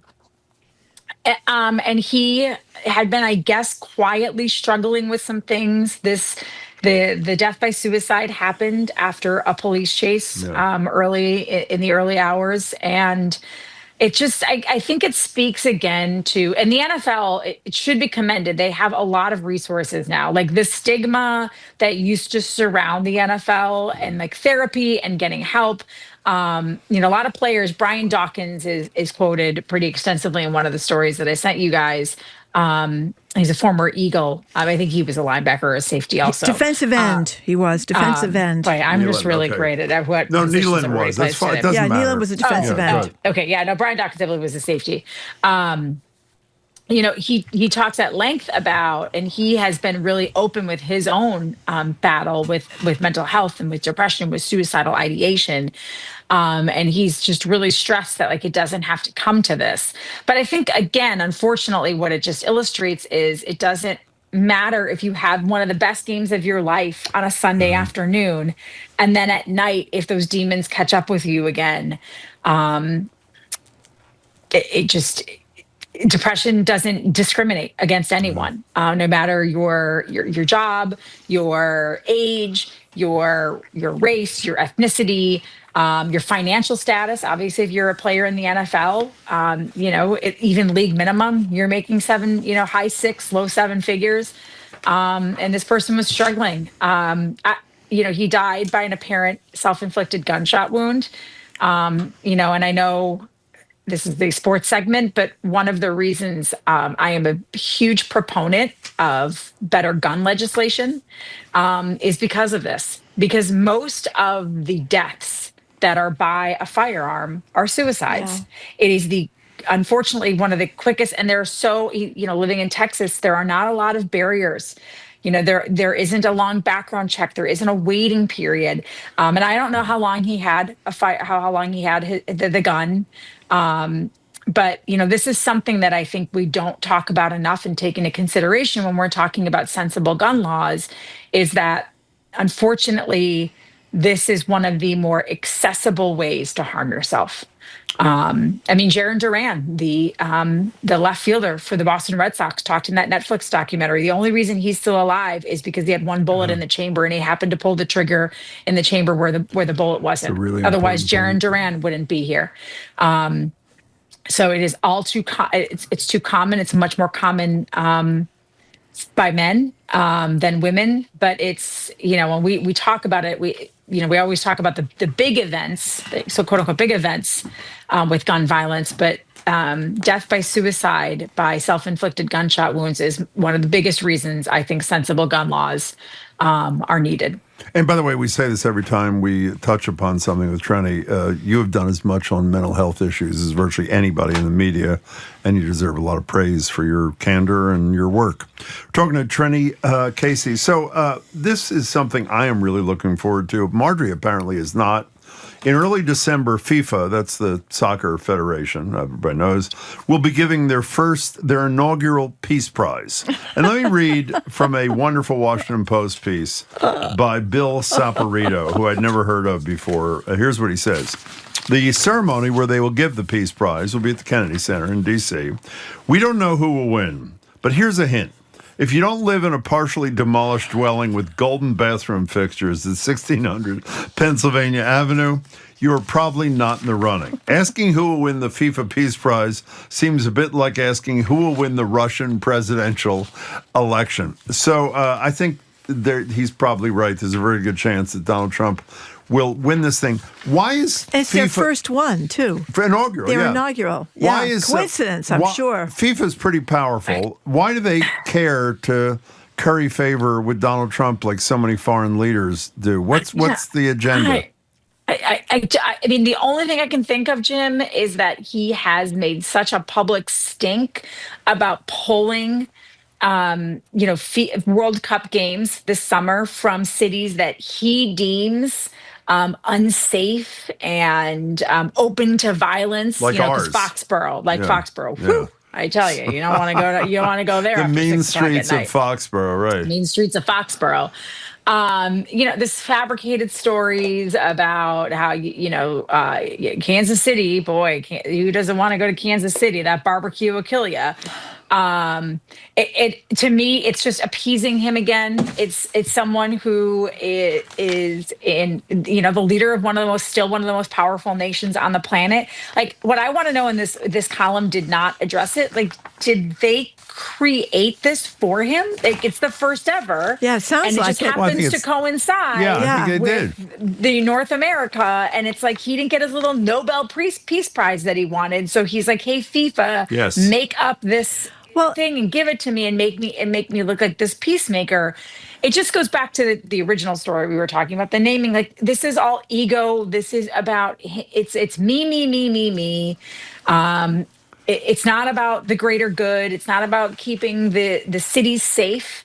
Where these soccer tournaments, where these World Cup games are going to take place. It's not about putting in facilities that will enhance the cities, the host cities, whether it's better public transportation, bridge and road repair. None of that matters. All that matters is that he can slap his face on something and say, "Look what I did. It's the biggest. It's the best. It's the greatest ever." Well, I was just wondering. It's exhausting. I was just wondering too. Do we have an NBA Peace Prize or an NFL we have no Peace Prize? This does not exist anywhere else. What is that going to do with playing soccer?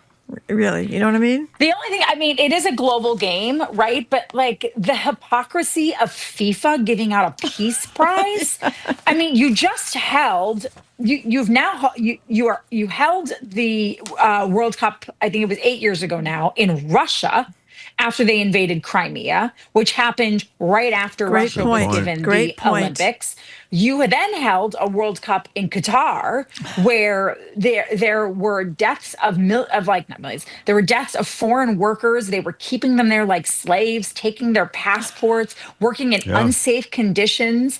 And now, I just read a story the other day about the record number of executions in Saudi Arabia, and guess who's going to get the next 4 years from now or 8 years from now the World Cup?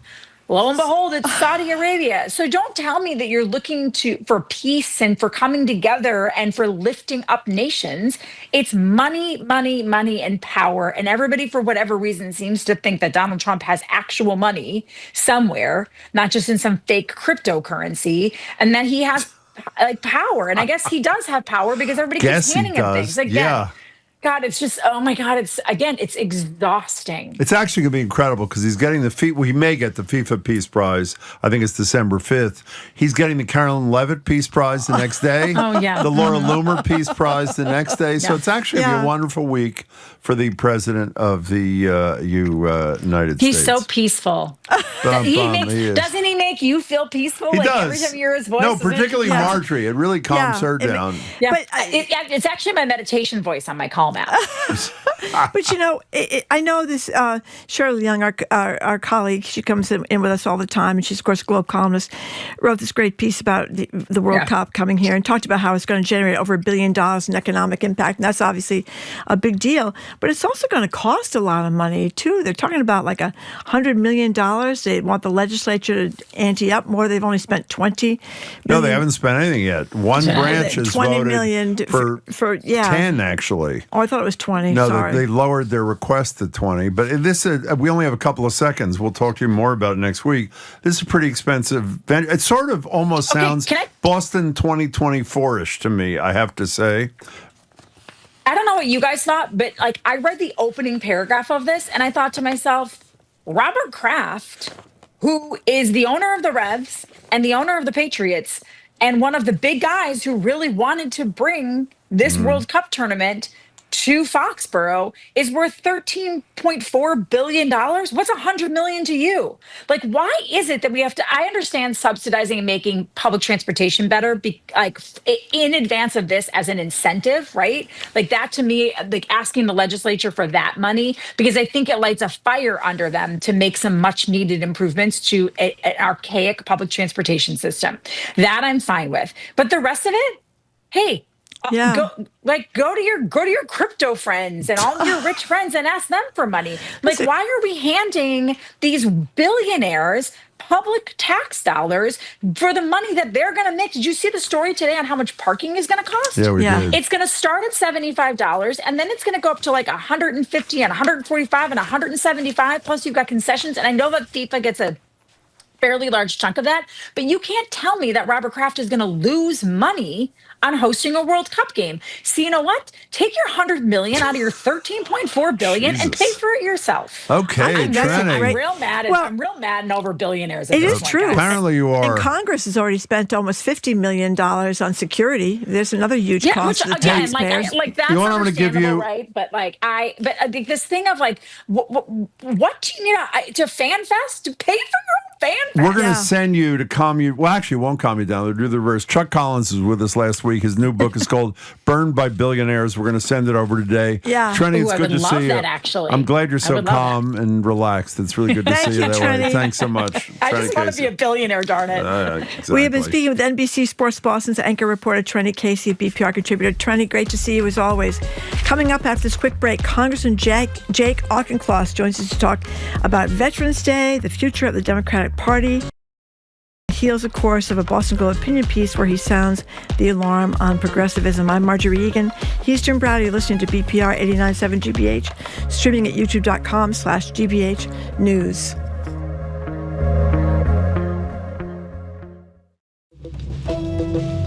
I'm Arun Roth. Coming up on GBH's All Things Considered, Republican John Deaton lost to Elizabeth Warren in last year's Senate race. Now his eyes are on Ed Markey's seat. We'll hear how his new campaign could be different. And this week on The Extra Point, Boston's pro-women's hockey team enters their new season with a new head coach and without last year's captain. That's all starting at 4 on GBH 89.7. Support for our programs comes from you. And Revision Energy, a solar company and a Mitsubishi Electric heating and air conditioning contractor, offering customers the option to combine a solar array with a heat pump system to manage their heating and cooling at home. RevisionEnergy.com. And Central Square Theater with Summer 1976, Pulitzer Prize winner David Auburn's play about friendship, memory, and small moments that change our lives forever. Summer 1976 through November 30th. CentralSquareTheater.org.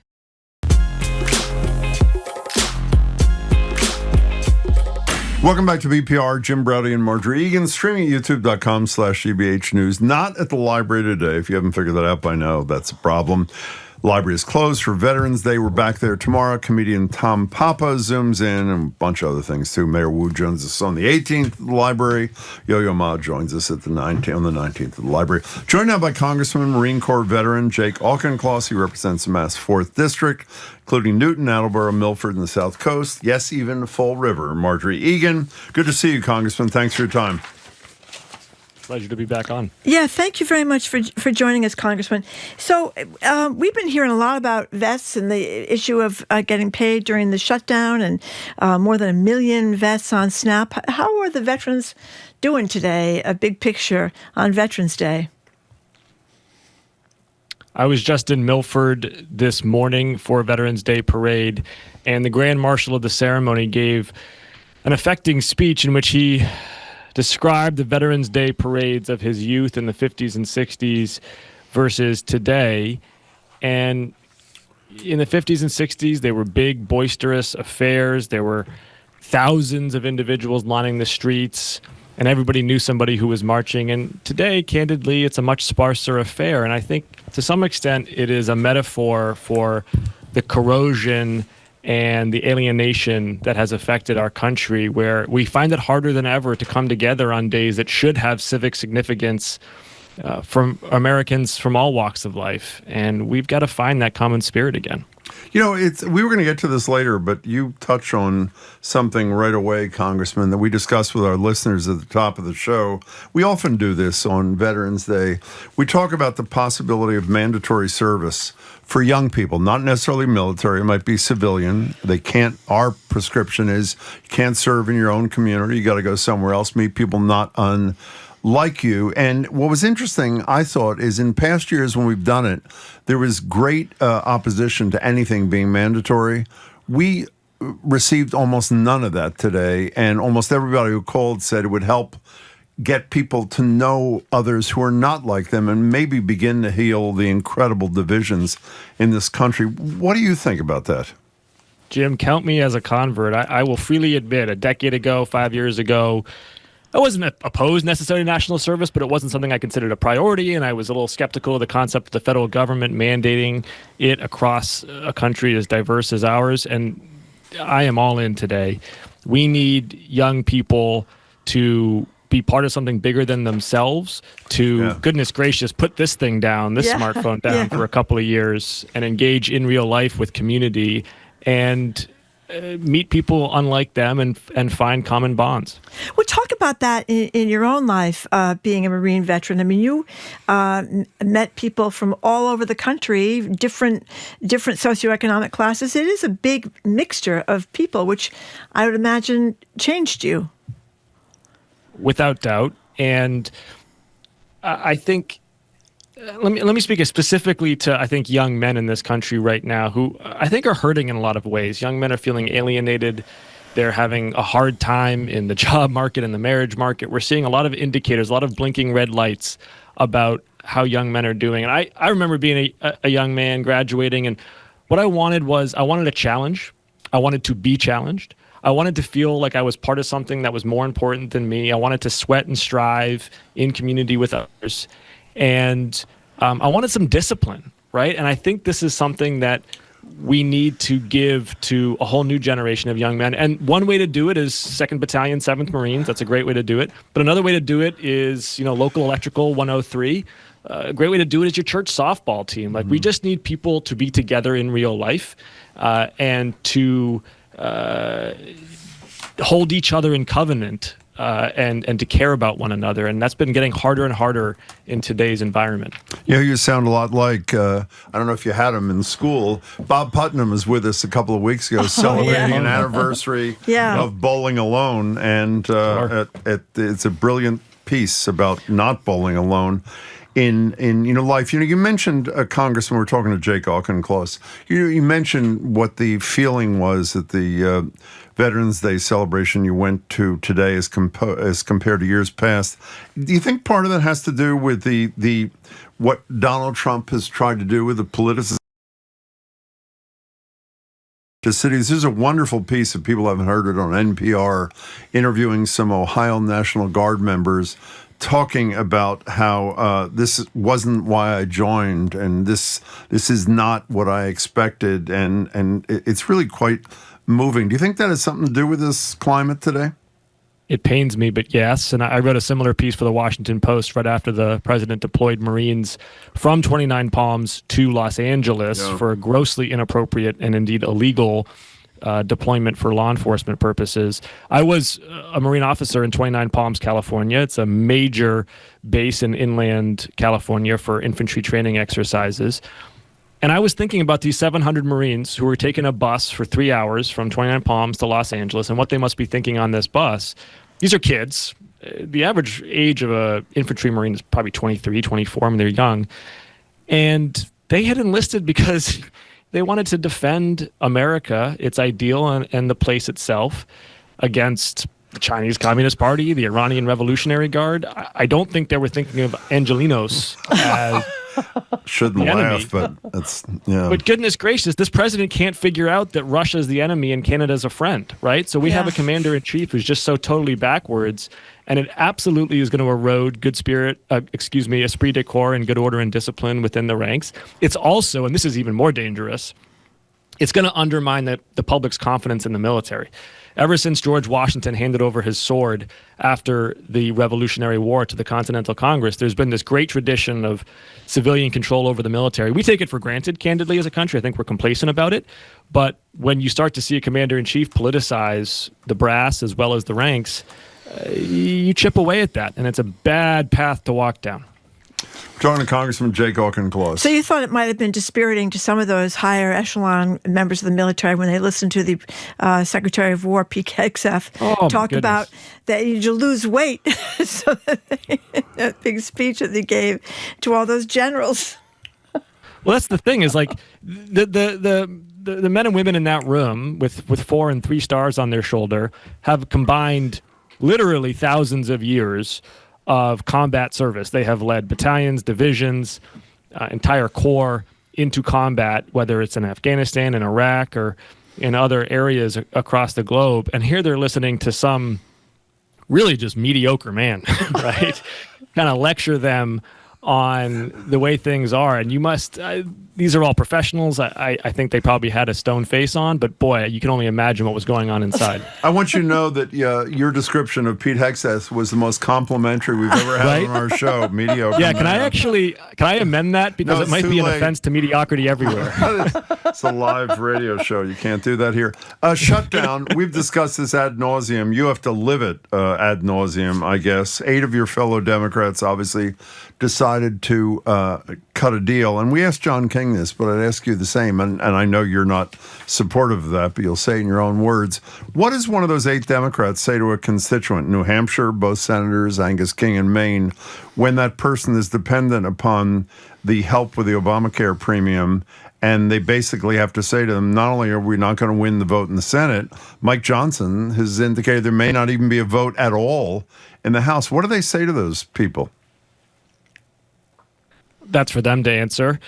I would be surprised if Mike Johnson holds a vote on the ACA subsidies in the House.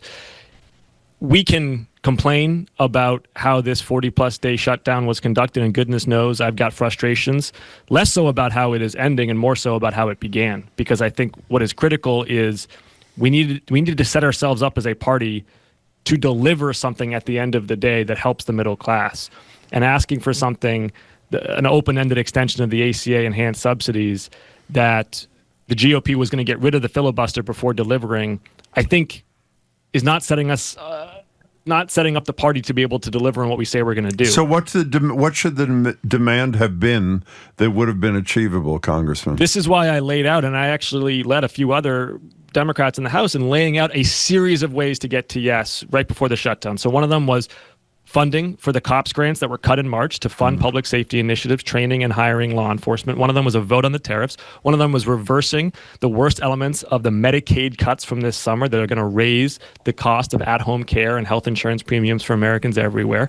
It was a series of ways that we said to the House GOP, work with us to get to yes for a win for the middle class. Because you're asking the middle class to fund this government. You've been treating the middle class like a punching bag with the biggest tax hike and the biggest health care cut in American history in just the last 6 months. We are going to get a win from them because goodness knows you don't care about them, but we do. But we are giving you a number of different pathways to get to a win. We now have to do this exercise, Jim, again, because this whole rodeo is starting up again in January. And what I want my party to do is to be more strategic and more disciplined about setting up an ask and then a win that we can get for the middle class. So, but let's be clear, in light of the fact they didn't choose your path and chose the path of fighting over these help with Obamacare premiums, what is your position on the decision of the 8 Democrats to cut a deal and reopen the government? I'm voting no tomorrow. I mean, that's my decision. I am voting no on this deal because I laid out a bunch of different ways that I could get to yes, and none of them have been achieved. And I can't. I represent constituents who want to see a win from the federal government that they are funding, right? I mean, my middle class constituents, they can't buy Trump's meme coin. They can't fund his East Wing renovation. So they can't get his attention in any other way. They need to have Congress go to bat for them. You know, before you go about these thousands of people losing their jobs there, what do you hear?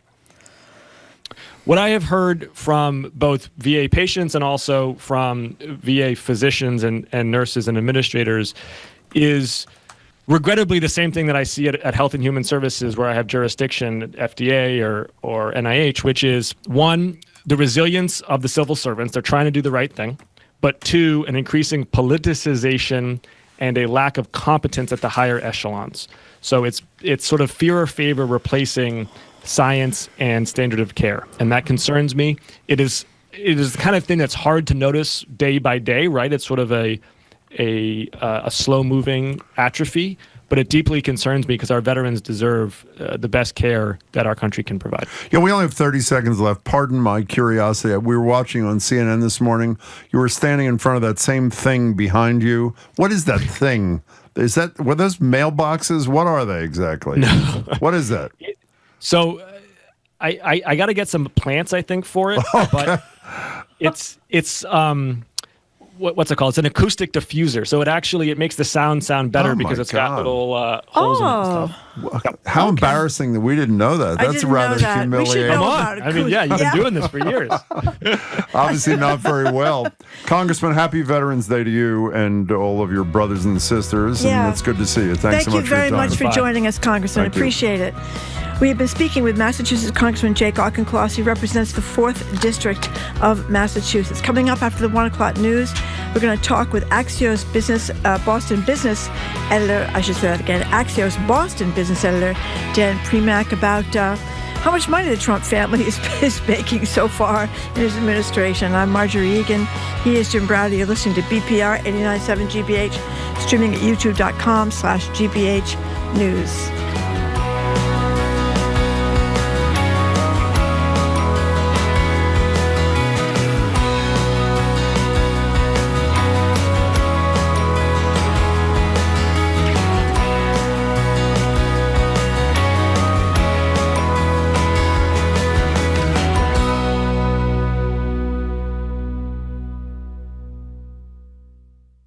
New Englanders are curious, informed, and engaged. And that's why Champions Circle members invest in GBH with annual gifts of $900 or more. It's just one way to make a big impact. Learn more at gbh.org/championscircle.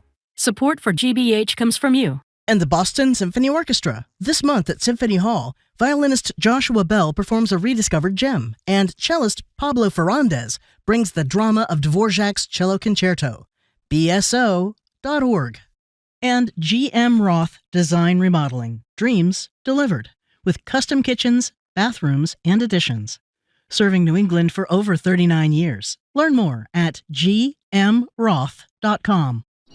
You're listening to 89.7 WGBH HD1 Boston.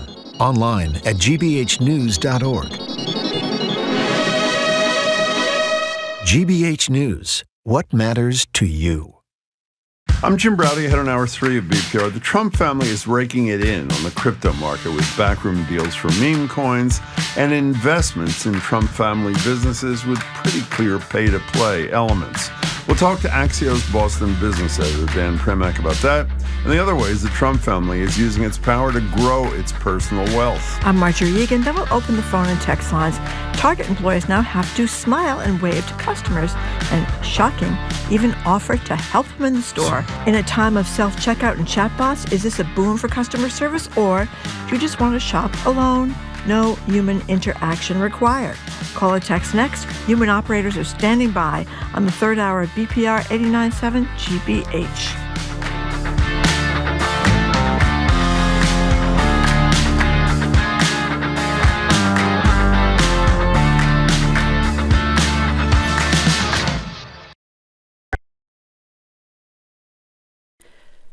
Live from NPR News, I'm Lakshmi Singh.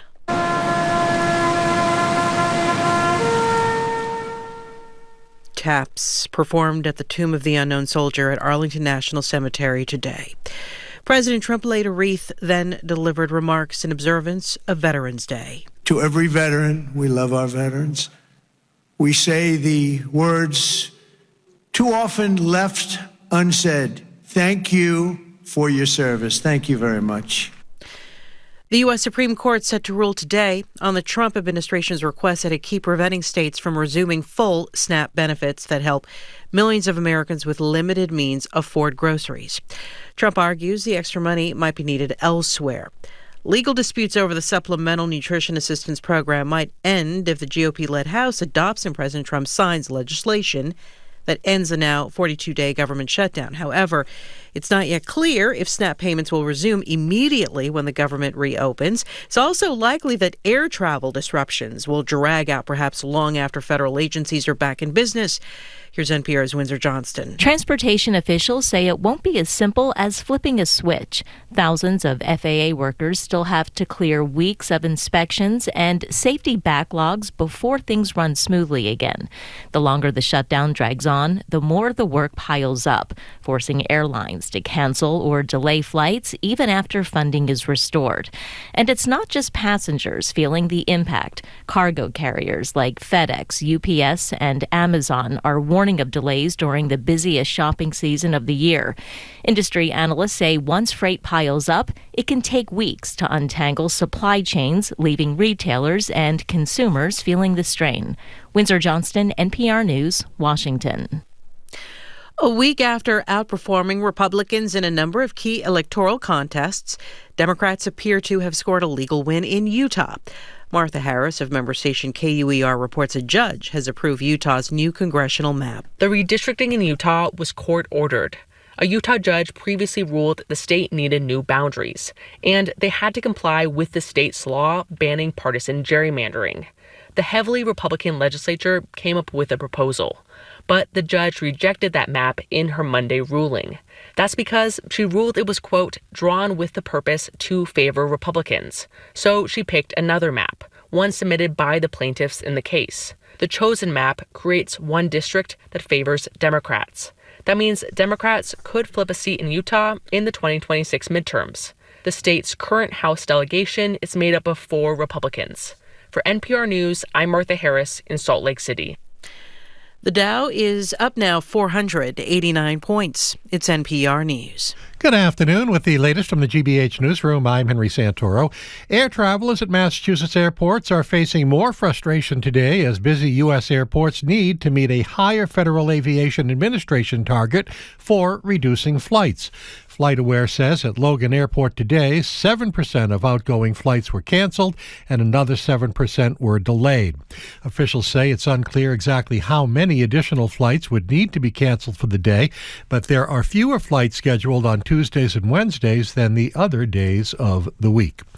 And the town of Chatham is doing what may be a first for a municipality in the region. It's buying a single-family home to resell for affordable housing.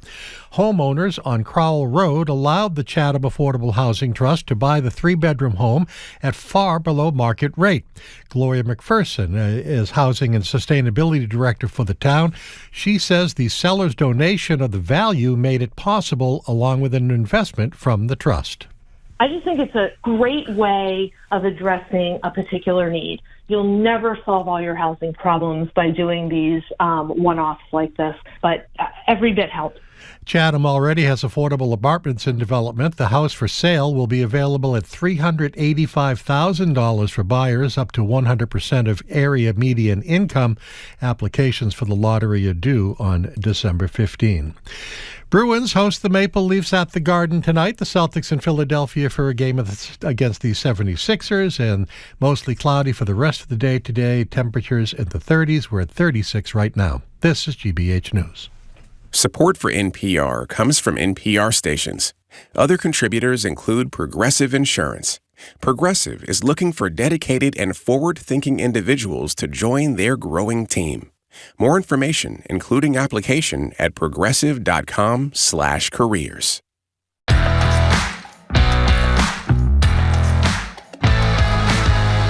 Welcome to hour number 3 of Boston Public Radio. Jim Braude and Marjorie Egan. We're streaming at youtube.com/GBH News.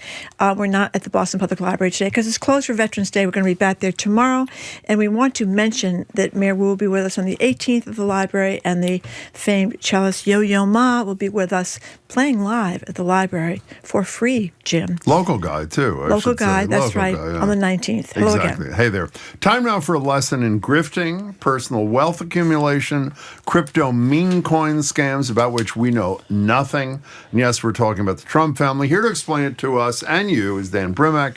Dan is business editor at Axios and the author of the daily Axios Pro Rata newsletter. Dan, it's great to see you. Thank you. And I own no Trump coin. So yeah, there we go. Very sorry to hear. It's very sad. I know. Because it's worth like a penny these days. Yeah. It's great. Yeah. That's incredible. So before we get on the air, we're looking at some of the headlines. I've got a raid in front of me, and one of them talks about Trump's family has made $3.4 billion during his time as president. So it hasn't been president even for a year yet. So is that unusual?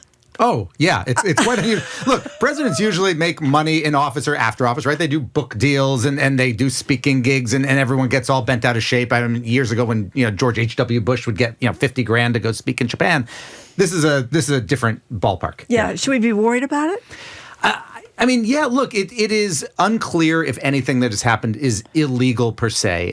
This is really a question of ethics and norms. And yeah, look, this is definitely not normal. Well, wait a second. I want to go a little bit further here. Even though I have no expertise in the content, here's what Kathleen Clark, a law professor at Washington University, said to Reuters in response to something we're going to talk about in a minute. Eric Trump and World Liberty Financial, these people, meaning the investors, are not pouring money into the coffers of the Trump family business because of the brothers' acumen. They're doing it because they want freedom from legal constraints and impunity that only the president can deliver. It's fair to say there is a pay-to-play feel to almost all this, right? There's a pay-to-play feel. It's just unclear. And really, to be honest, there's not been any evidence yet that there's anything direct, that there's at least an upfront quid pro quo. Now, is there value, particularly if you're somebody who's maybe skirting legality when it comes to financial things, being invested in the Trump family? Sure. Does that help get you in the room? Does that help get maybe your pardon request, to the top of the stack? And certainly that happened most recently. Yes, but it's not. But that's the question, right? It's not necessarily illegal to be in business with the president's family. And again, this is all new. There are not really laws that deal with this in part because no one's ever really tried this before. And crypto is this kind of relatively new mechanism, something that wasn't available, to past presidents, I guess. Okay, but I want Biden. to channel Marjorie Egan. I think since Trump was first sworn in, she has mentioned the emoluments clause. I'd say only, I did a count yesterday, 14,100 times. Well, hold on. What? Remember, this is back, in the olden days. 14,100? When we first went to Washington and he had the Trump hotel. And how many enforcement actions in those 1,200 times have been brought? But we said, oh my God, he's going to get nailed because he's making all these foreign dignitaries are coming there, staying in his hotel and his golf clubs, and he's making all this money. And that violates the emoluments clause. But I guess that was foolish of me to I think that was foolish of you. And in these cases, in most of the cases that I think we're going to talk about here, and World Liberty Financial is a good example, right? Because we'll start with that. Go ahead. So World Liberty Financial is essentially a digital asset company platform, if you will. It doesn't really do anything yet. It's promising to eventually do things and enable peer-to-peer payments, et cetera, kind of be a non-bank bank. And that's a thing, right? There are a bunch of those. Right now, it's basically just an issuer of certain types of coins, namely something called stable coins. And a lot of people have bought World Liberty Financial stable coins and then have used that to invest in other crypto companies. In all of this, Trump is considered, I think, Donald Trump himself, I think is considered a co-founder emeritus.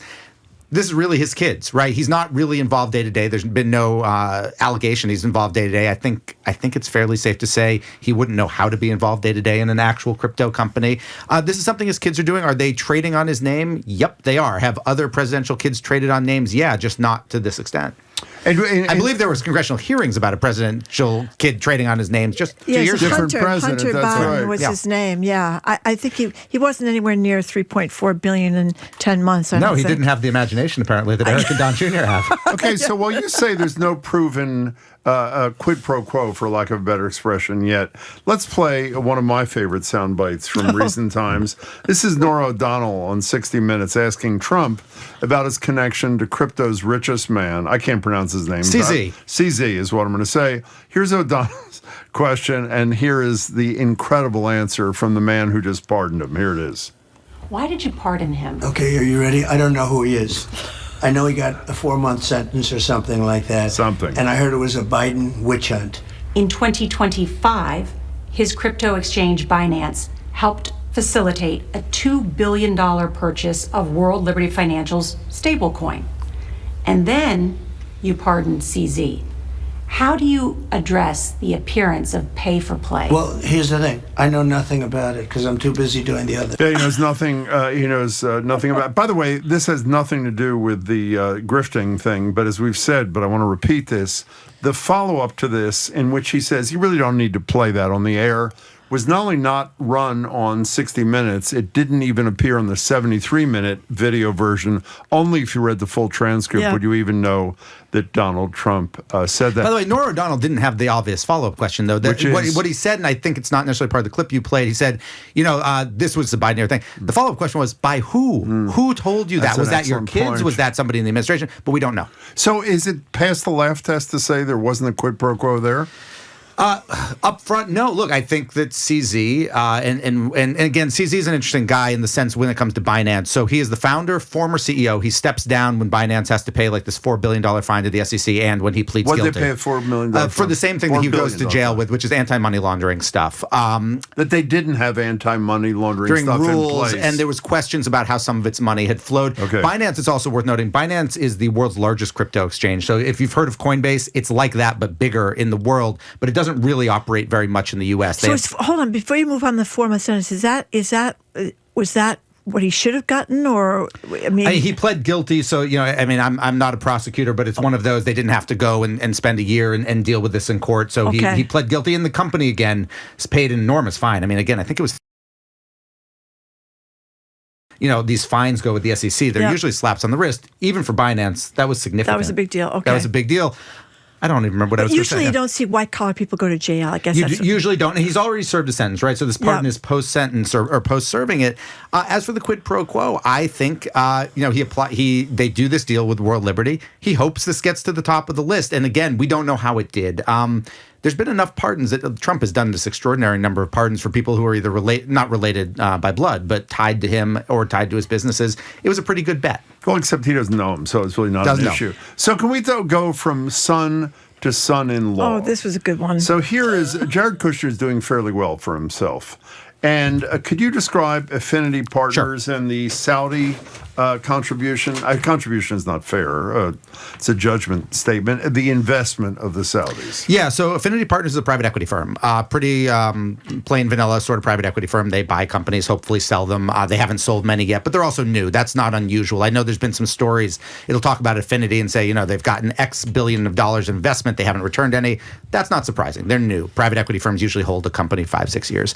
But his biggest investors, when he launched, and he basically launched this firm weeks after after leaving the White House from term one. His biggest investors were sovereign wealth funds, namely in Saudi Arabia, a little bit from Qatar, maybe from UAE also. I don't want to say I think it does UAE. But Saudi was the big one. And when he left, there were questions. Had he started setting these up when he was in the White House? He claimed he hadn't. He claimed he had followed all the ethics rules. There's never been a compelling allegation that he violated any sort of law. And then the thing that's come up lately, though, has been that he's gone back kind of into public service, right? He was not part of this White House. He didn't move back to D.C., but then he became part of the negotiations when it came to Israel and Hamas. And there's these questions of, wait a minute, these are your investors. You're also negotiating with them, and it's kind of come back up again. It's also worth noting he just did his biggest deal ever. He is part of the buyout of Electronic Arts, which is the huge video game maker. If you've ever played games like Madden, it's that company. And the Saudis are really the lead investor in that. Jared's the one who actually organized the deal. Well, one of the things I thought was a little weird, though, is that there was some consternation in Saudi Arabia, if I'm not mistaken, about how well his company was operating. And I guess some of these people that looked at his company, something like it said his business was, quote, unsatisfying. Unsatisfactory. Unsatisfactory in all aspects, which didn't speak well. Wait, these were not some people. The investigators. These were the advisors to the Crown Prince, who overruled his own advisors to spend $2 billion here. And the investment staff, so the way this works is Jared raises a private equity fund, you get investors in them, and sovereign wealth funds are regular investors in these things. The Saudi sovereign wealth fund, the professional investment staff of that sovereign wealth fund, when he pitched this originally, and we're talking 5 years ago now, said, it was unsatisfactory. They got overruled.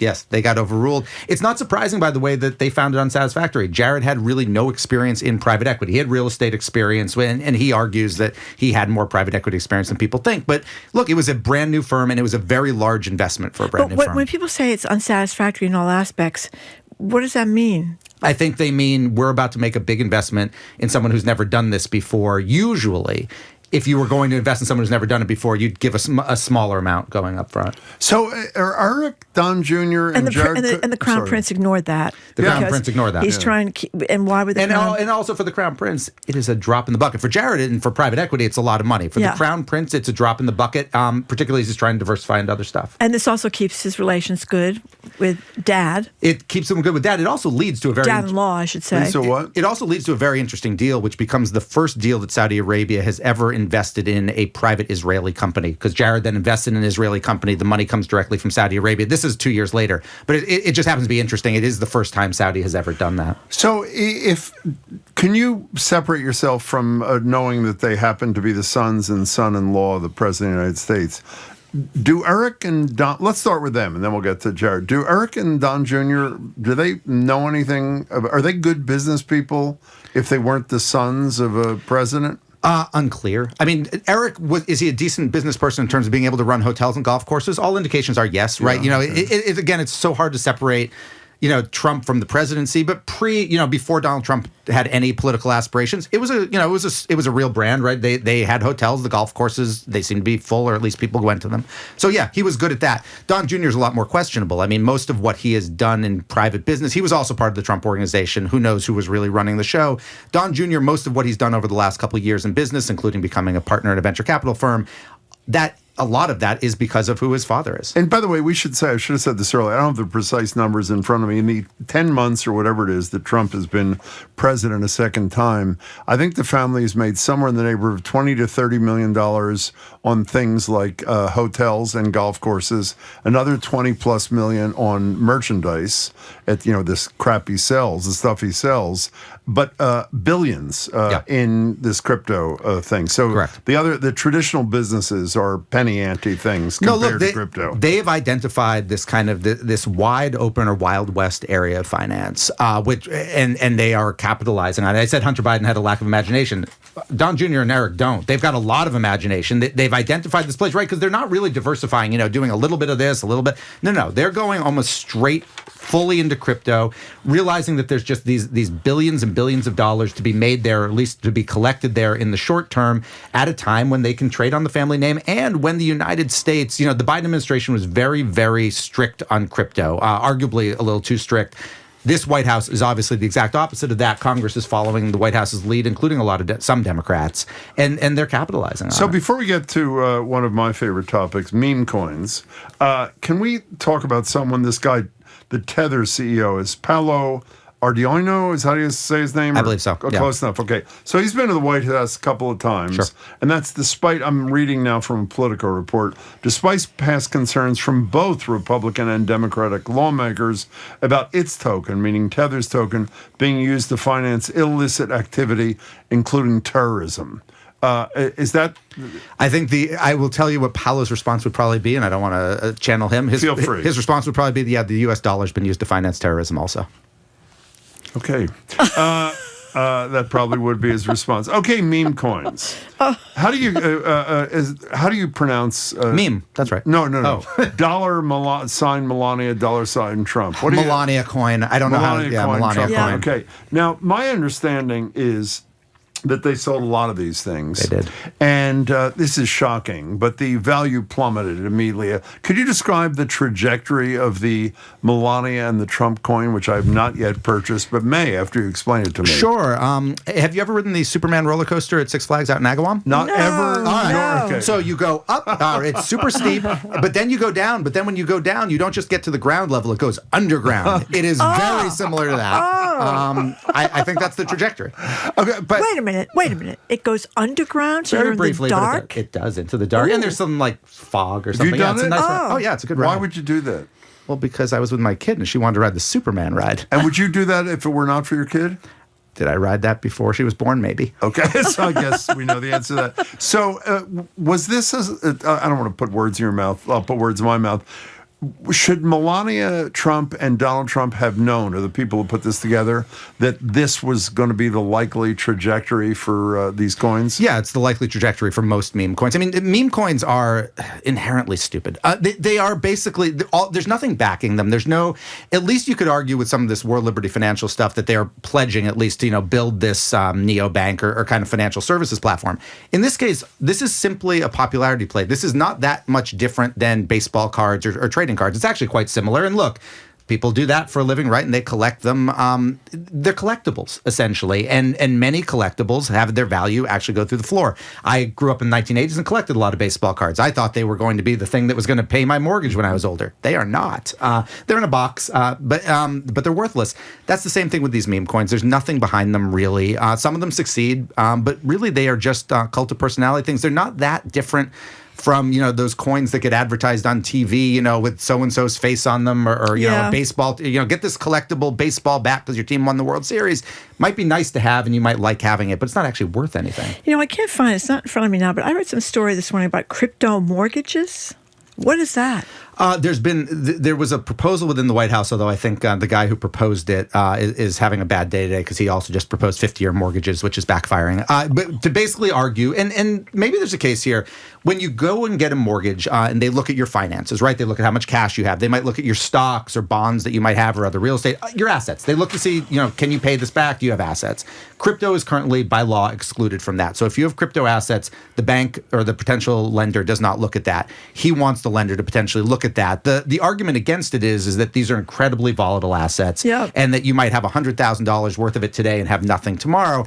The counter and what the White House person who proposed this would say is that's true for certain stocks as well. I just know that the sources you talk to, people that understand these things like you do, is anybody bothered by this? Or it just, I think there's a lot of shoulder shrugging. I think there's shoulder shrugging. The people who should be bothered, it's not finance people. It should be people in D.C., right? Because you mean like Congress? It should be Congress. If someone was going to look at this, and I think there is there's two things. There's a belief that if Democrats take back the House or the Senate, there'll be hearings. There'll be hearings. On the finance side, I think the general feeling, it's more about the rules, the legislation that's being put in, and this feeling that even if a very liberal, say Democrat, takes the presidency in 3 years, so much of this, not the Trump stuff, but kind of the legislation, the rules around crypto are going to be so baked in that it would be hard to reverse at that point. I think of the other president's relatives. I know Carter's brother. Was he selling beer? He was selling beer. Carter, yeah. And then one of Clinton's, there was some Roger cocaine Clinton. stuff going on or something. Yeah, I don't think he was doing coke on his brother's name per se. He was just doing coke. Yeah, doing coke. Who are the other brothers? I mean, do we know any other family members? I mean, I don't think we've had a president, and with Biden being the exception, right? It's partially an age thing, that have had adult in the workforce kids, right? I mean, Don Jr. and Eric and Ivanka are old by presidential kid standards, right? Obama's were in school, Bush's were in school. That's what Clinton's school. So my experience with people who, admittedly, is not scientific, it's random. My experience with people who have ridden the Superman roller coaster, is that what it's called? Just the Superman roller coaster. Sorry, Superman. It's almost all of them own a Trump Bible. Do you own a Trump Bible? I do not own a Trump Bible. Why not? It's a great question, Jim. I think really because I kind of like my other Trump books more, and I don't have. I have one bookcase, and I don't have just unlimited space for this. Okay, we're going to end this grifting discussion with one last thing: the Qatari jet. What is the status of it's $400 million worth? I believe so. Okay, what's the status? Well, it's free, right? Has it been transferred? It has been transferred? It's been transferred. I believe that whoever is the one who works on this is the Air Force. Whoever officially works on this is still working on it because it's not flyable as an Air Force One from a security standpoint. I think somebody said, I think I read that it would take at least a year to transition it into workable as Air Force One. So even if he uses it Air Force One, correct me if I'm wrong, part of the deal was his library takes this over. Correct. When he's finished his term, which means he can use this Qatari jet for his own purposes. Yeah, I mean, like the Reagan the Reagan Library, has his Air Force One sitting there as a museum piece, really. But this one would only be a couple years old. The one thing about this though is it is enormous. It can't land in most airports, so it's not like he would fly this into Teterboro. It can't handle it. It's massive. There's only a handful of airports that this could actually land in. It's bigger than Air Force One? I believe it is bigger than Air Force One. Okay, so before you go, we only have a minute or so left. Is there anything that we, in terms of, you don't call it grifting, we do, in terms of his enrichment, self-enrichment, the family, anything we've missed that's major? No, I think the big picture thing though here is that so long as the Trump family is heavily invested or making money off of crypto, that's going to impact what happens with crypto legislation, which is something that does actually impact real people who invest in crypto, work for crypto companies, don't work for crypto companies, et cetera, because, this is obviously this is a Congress that likes to do what the president says, and it is hard to imagine they are going to stand in the way of keeping the floodgates pretty open. And by the way, that's true of the SEC too. That's the one thing we didn't mention. The DOJ kind of shut down its crypto enforcement unit, and the SEC, which again under Biden seemed to bring crypto enforcement actions constantly, has really not done so almost at all. Well, where should it be? Somewhere in the middle? I think probably somewhere in the middle, right? There are legitimate consumer protection things here. I think the Biden White House and the Biden SEC was weirdly punitive for reasons that are a little bit unclear. What there really should be though, you can debate what the legislation should be, but there should be some, right? There should be some rules of the road, depending on what you want them to be, and then those should get followed kind of by everybody. Does anybody care as much about this as Elizabeth Warren, or is she number one on the list? I think she's number one, and she definitely, I think if Elizabeth Warren could wave a magic wand and eliminate all crypto tomorrow, she would absolutely do so. And why would you ever want to eliminate all crypto tomorrow? I think she feels that it's all a scam, and I think the lack of regulation on it, I think, worries her. And then the fact that it operates kind of outside the traditional bank system, even though Wall Street banks are now buying crypto and creating crypto products. But you don't think it's a scam? I don't think it's a scam. I mean, I think the utility of it has been overstated. This whole idea that, these blockchain things would be how we do everything. I think that's been overstated. I think it's an asset. Like any other asset that people trade on and purchase. People buy futures on soybeans. Yep. What's that? I mean... We will have an Egan and Browdy coin, I hope, by January 1st, and we'll be discussing it with you. It's not hard to do. You could get this done by tomorrow. We will be doing just that. Jim washed his hair today. He's got the let's not Back do to the this. Future look. This would be a good day to take a picture. Dan, it's great to see you. Thanks for having me. Thanks so much for your time. Thank you very much. Whoops. My microphone it's good that somebody understands this stuff. Thank you, Dan. Yeah, I have no idea. I know what I'm talking about here. I understand the Bible thing. That's why we have Dan Primack in here, because he doesn't understand it. And we've been speaking with Dan Primack, and we're very grateful that he came in, because he does know what he's talking about. He's business editor at Axios and author of the daily Axios Pro Rata. Thank you. Rata newsletter. Coming after this quick break, we're going to open the lines to get your thoughts. I forgot to write it down, Jim. Okay, fine. On a new policy at Target mandating all employees make eye contact, smile, interact with customers if they get within a certain radius. Who asked for this? And more importantly, are you still shopping at Target? I'm Marjorie Egan. He's Jim Browder. You're listening to BPR and 89.7 GBH, streaming at youtube.com/GBH News.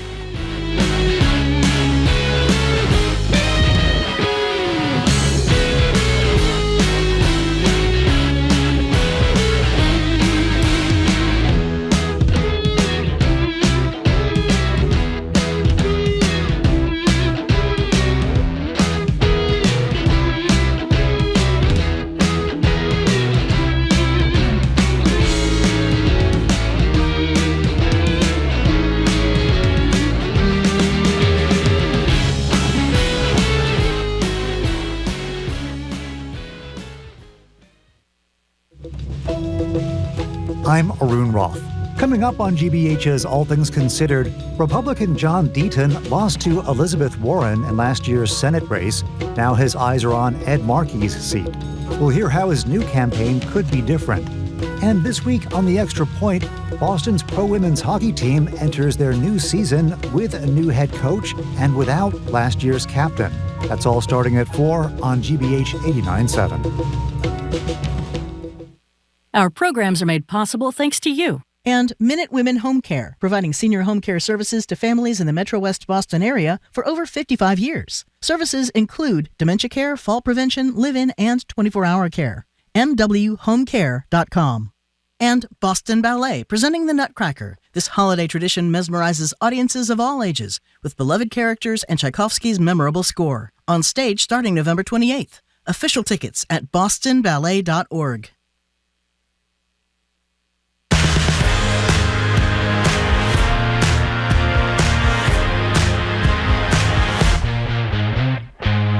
Welcome back to BPR. Jim Browdy, Marjorie Egan, streaming at youtube.com/GBH News. It's probably a little late to say we're not at the library. If you haven't figured that out by now, it's probably late for that because it is Veterans Day. We're on the screens. We're back. Oh, no, it's closed today. It's Veterans Day, yeah. We're back at the library tomorrow. Comedian Tom Papa will zoom in, lots more as well. So Target, long suffering now from declining sales due to protests, is attempting to turn things around by forcing employees to offer friendlier greetings to customers. They're suffering because a lot of people stop buying there because of the anti-DEI stuff, the LGBTQ stuff off the shelves, etc. A new company policy mandates employees to smile, wave, and use welcoming body language, their words, not ours, when they get within 10 feet of a customer.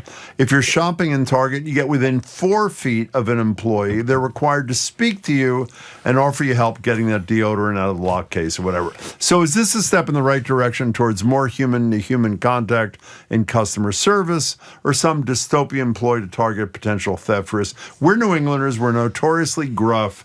How do you think the new policy at Target is going to go over with customers? And more broadly, do you even want to interact with people in a store?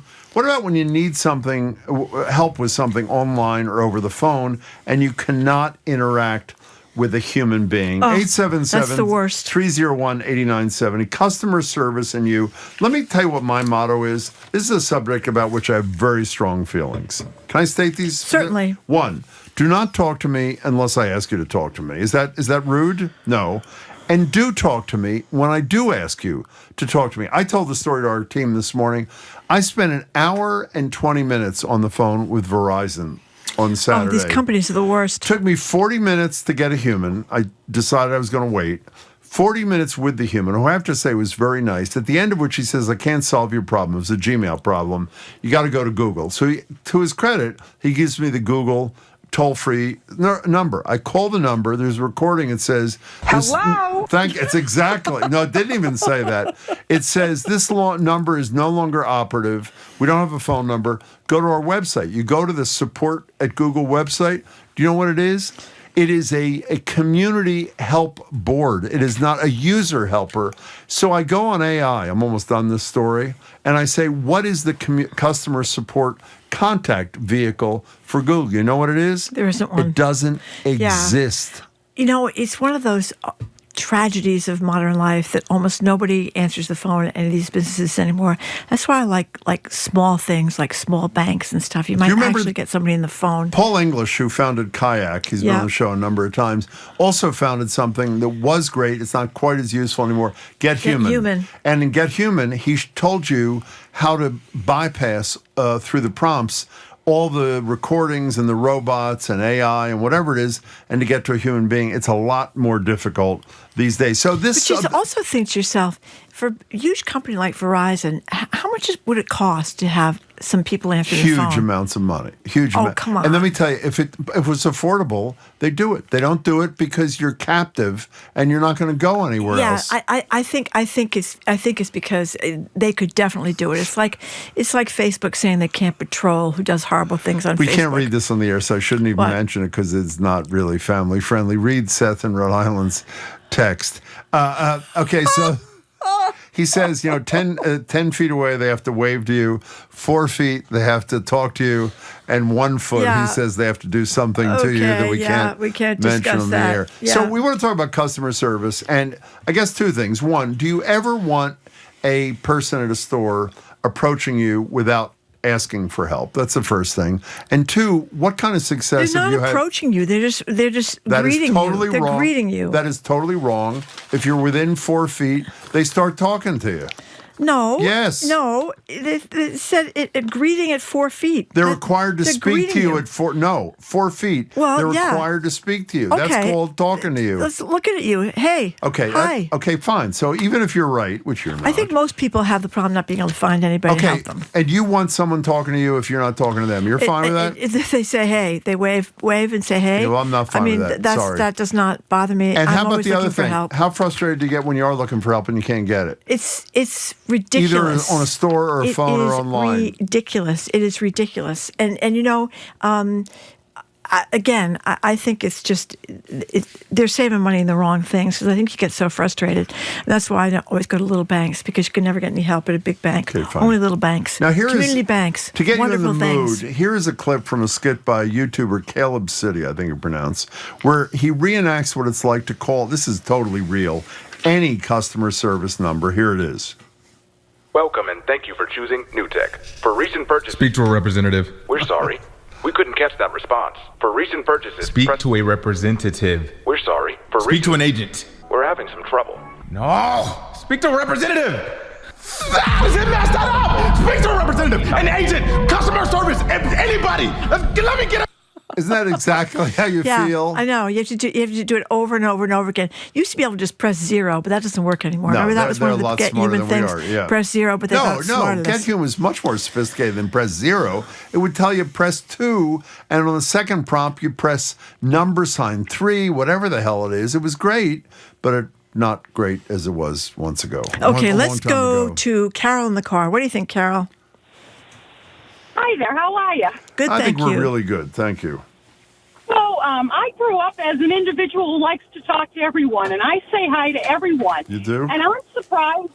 Yes, I do. That's great. And I proudly do. And I will say that it surprises me. If I go into a store and I walk by someone who works there, I say hi, and I'm surprised at how many of them don't say hi back or are so uncomfortable that they don't know where to look. So I think this is a great idea. People need to learn how to be nice to each other.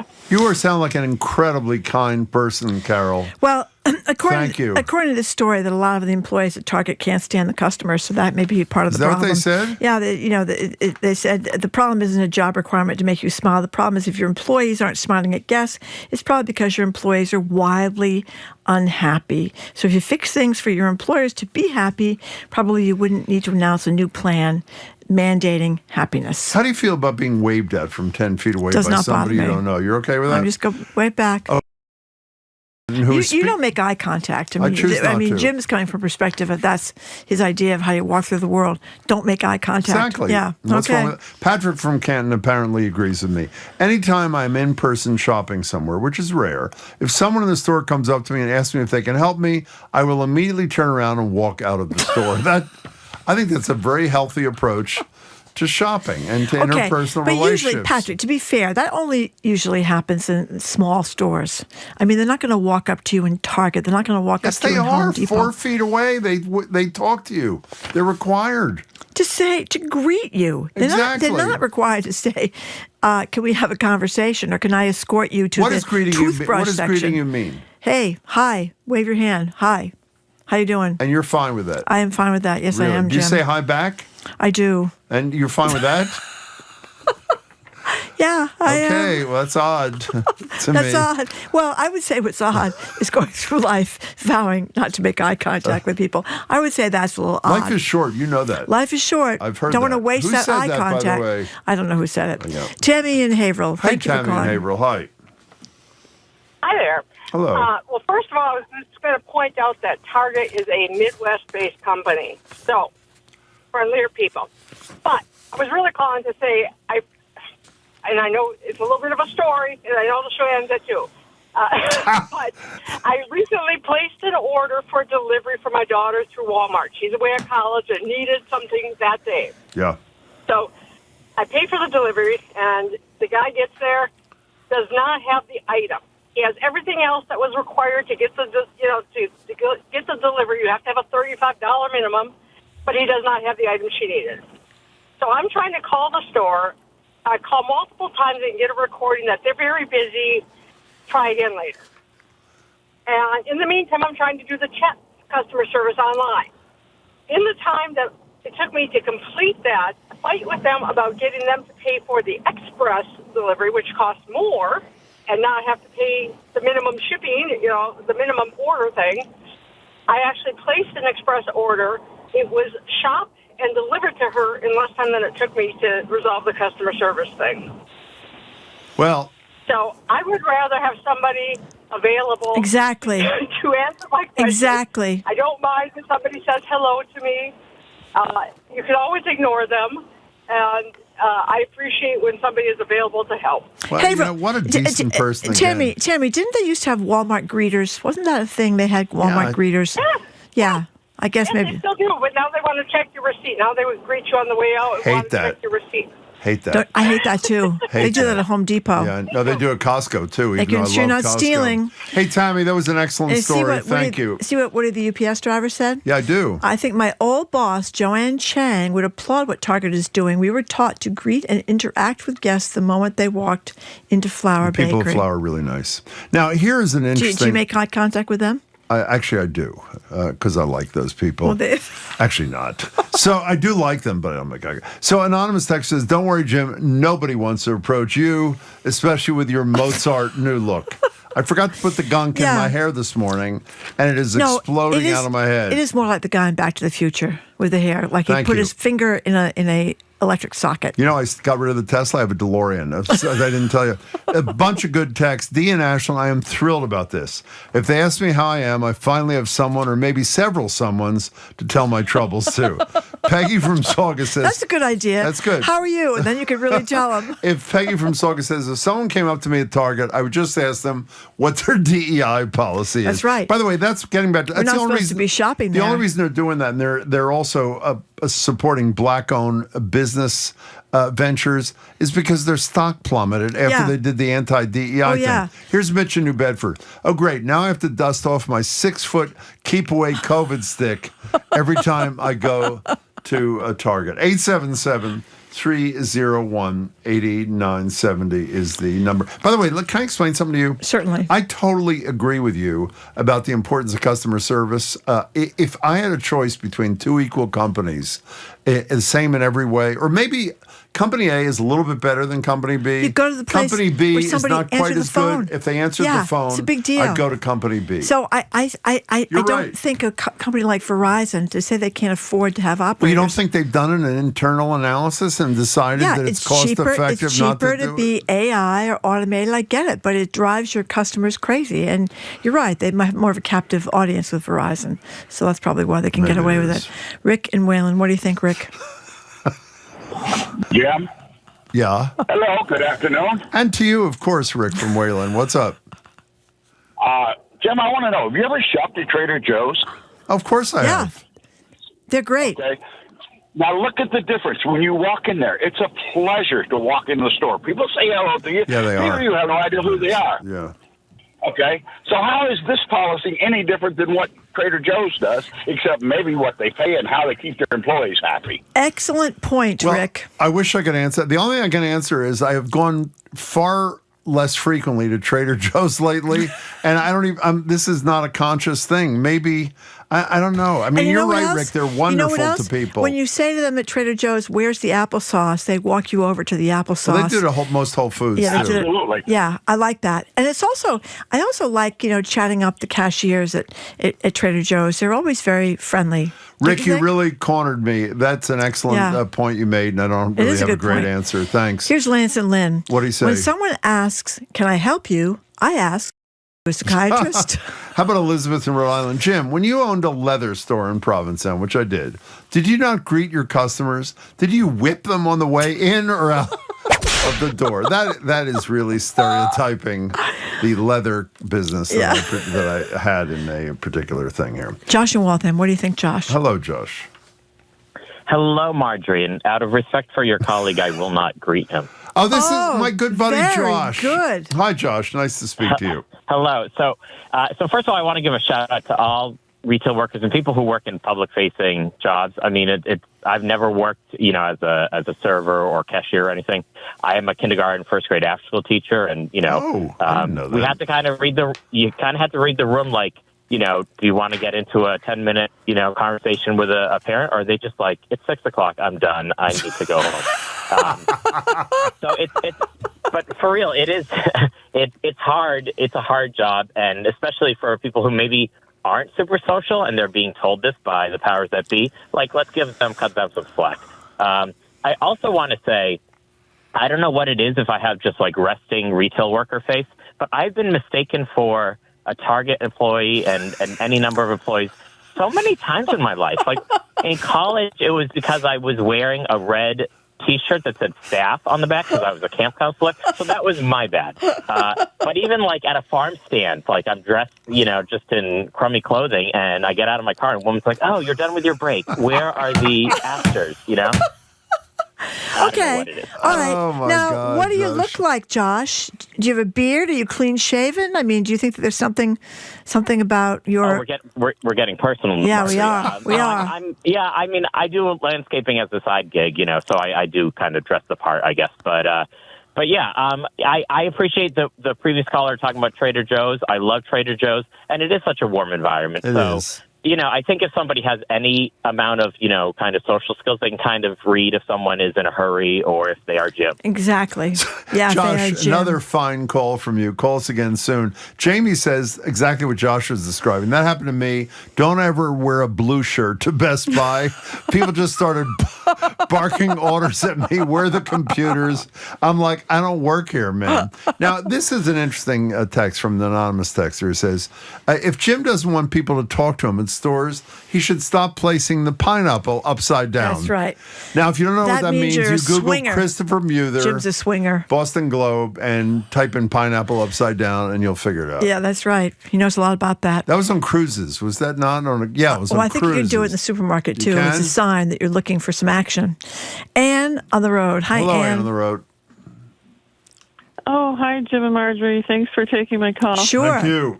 When I go to a big store like Home Depot, what I appreciate is having somebody right there when I walk in who can point me to the aisle. Yeah. Exactly. For something. Exactly. But beyond that, I don't want people following me around in the stores. But what I would like to have in every kind of store, and nowadays it would be easy, is like a call button on each aisle where you That's can brilliant. press the button and get somebody to come help you at that point. And I don't know why we don't have that nowadays. Because that's what you need is because if you're at Home Depot and there's nobody there, then you go out and try and find somebody to help you on a particular aisle. It could take you 10 minutes. That's right. Before you get somebody and get them back to your aisle. You get lost. So, Yeah, they're a little understaffed yeah. at Home Depot. That is true. You know where's That got is great. a very good point, Ann. And An thank you for the excellent- call. Yeah. You know where's got a lot of people working there? No. You wouldn't go there because it's mostly a women's makeup store, but Sephora's. I've They're heard good things Yeah, about they're always Sephora. right there. Show me where the black eyeliner is by a certain product. Really? Take you right there. That's really yeah, nice. it's very, to hear. very nice, Jim. It's very nice. We Very, should go to very nice. Target, too, because if you get within... You know what you can do if you really want We're not someone to supposed say to be hello going you? to Target. No, I know you're not. But if you need someone to say hello to you and you're feeling bad, you have to run after a Target employee and get within 4 feet of them. And then they're required That's to talk right. to you. Oh, here's Carol from Watertown. She says, it doesn't matter to me if Target is trying to be friendlier. I stopped walking in the door months ago, full boycott. I used to shop there, but have now found new sources for everything I need. Well, by the way, I have to say, most of my boycotts, as you know, don't last long. I haven't been back to Target since that minister, and was it in Atlanta? Over the DEI stuff said a year or so ago, because there are alternatives. I mean, the problem, I hate to whine about this, it's really hard to find an Amazon replacement if you're rushing around kind of thing. And I feel guilt-ridden about that, but not guilt-ridden enough to do much. I try to shop local if stuff is on my way and I can do it. But Target is avoidable. Would you not agree with that? Target There are is avoidable. alternatives, yeah. As Peggy from Saugus says, if someone came up to me at Target, I would just ask, what's your DEI policy? Exactly. We said that. Yeah. Okay. 877-301-8970. Is it Dee Dee in Ipswich? Yeah, it is Dee Dee in Ipswich. Can you hear me? Perfectly. Hi, Dee Dee. Hi. Hi. Long-time listener, few calls in. Good. I have a couple of points. Please. One thing that I feel like, and I'm totally with Marjorie about this, is I'm a connection person, and I feel like there are too many angry people around. So I'm the one who talks to you in line at the supermarket, only if you want to. Yeah. So connection is really important. So if someone says hi, that's totally fine. But a whole other piece is the gatekeeping around customer service. I'm a clinical social worker, and I constantly have to ask for the manager because no one will let me get through. A perfect example was I had to call someone's insurance company to get them specific resources, and I was on the phone for 40 minutes before they let me to the manager, who then connected me with a service that I knew was available. So that's my frustration, and I'm a pretty calm, kind person, but you don't want to be near me when I get mad about stuff like that. Yeah. I like the way you said it, Dee Dee. Thanks. It's one of the most horrible things about being a customer of anything is trying to get through to someone who can help you. It's really horribly frustrating. You know what the goal is? You know, it's sort of analogous to the goal. You know, we've talked about healthcare and all the denials, that there are people whose job it is to deny a certain percentage. Right. It's not just out of cruelty. Most people give up. I mean, and they do. Obviously, if you're a person who can afford to give up, you will, rather than go through the torture of trying to get somebody to help you. Well, here's a good question from Don in Hudson.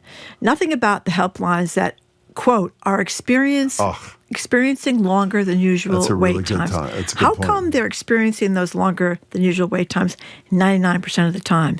Or because it's made up. You know what they used to say too? What? Because of the pandemic. They would always blame the pandemic, that they had to wait longer because of, conditions in the pandemic. I thought, what has the pandemic got to do with how long it takes to answer the phone? Do you really want to know why they're experiencing delays? Why? Joe Biden.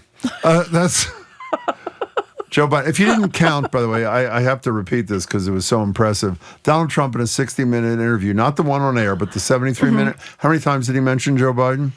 60 times in 73 minutes.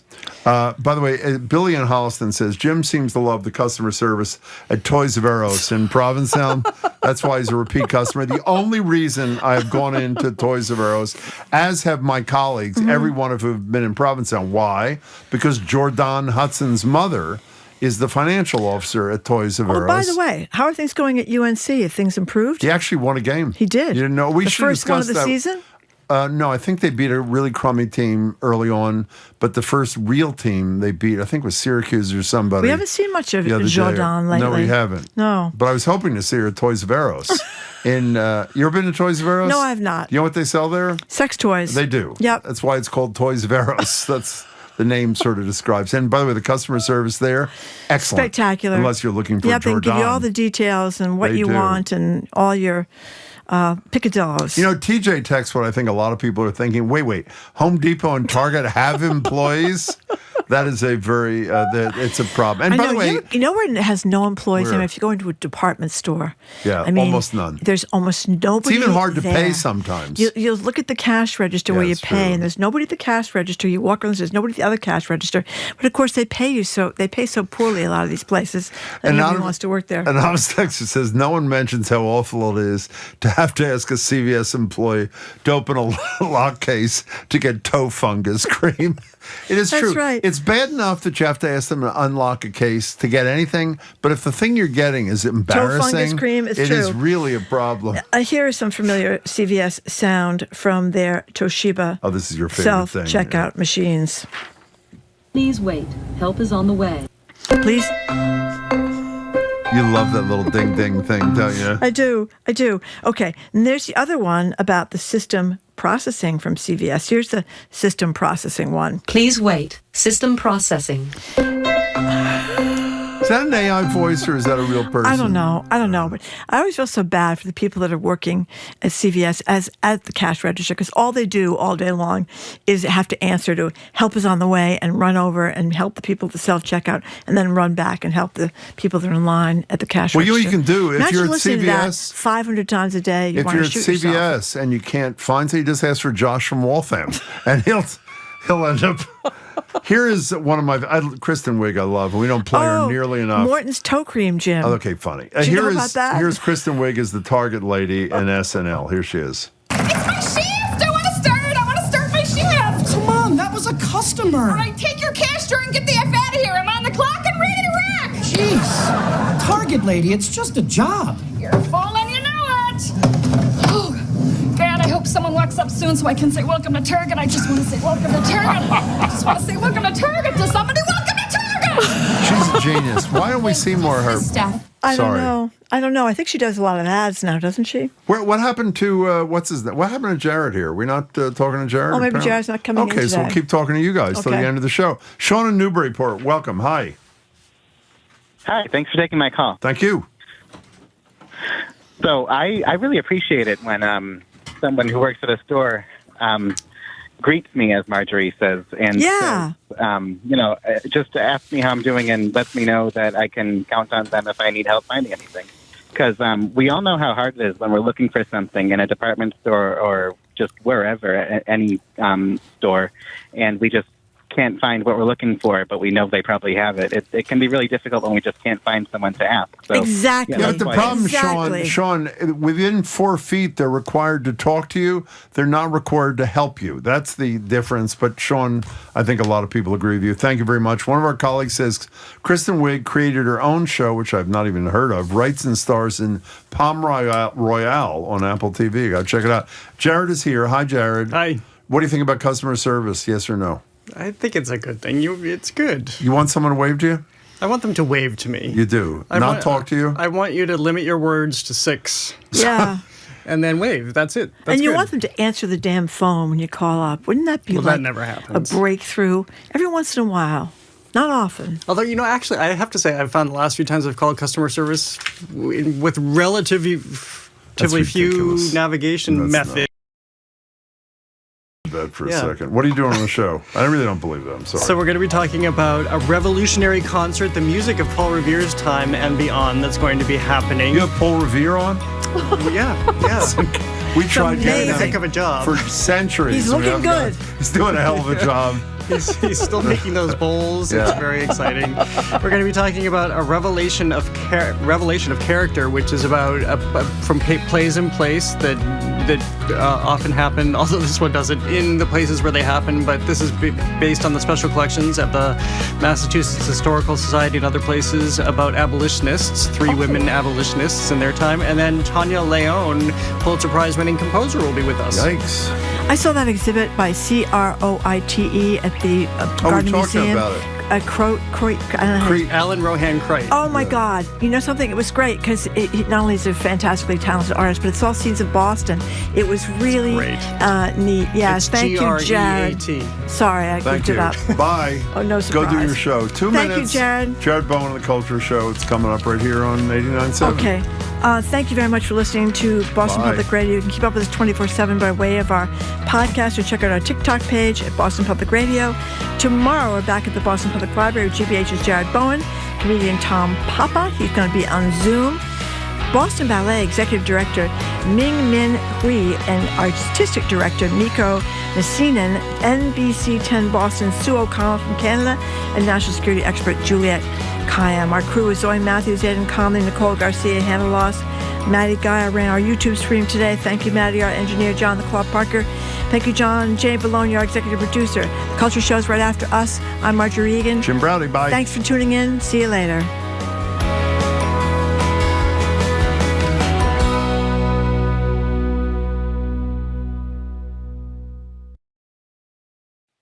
What's trending? What's interesting? What's going on around town? We're talking all things arts and culture on The Culture Show, next on GBH 89.7. Funding for our programs comes from you. And safety insurance. offering a variety of home insurance products to cover your home's increased value. You can ask an independent agent about safety insurance.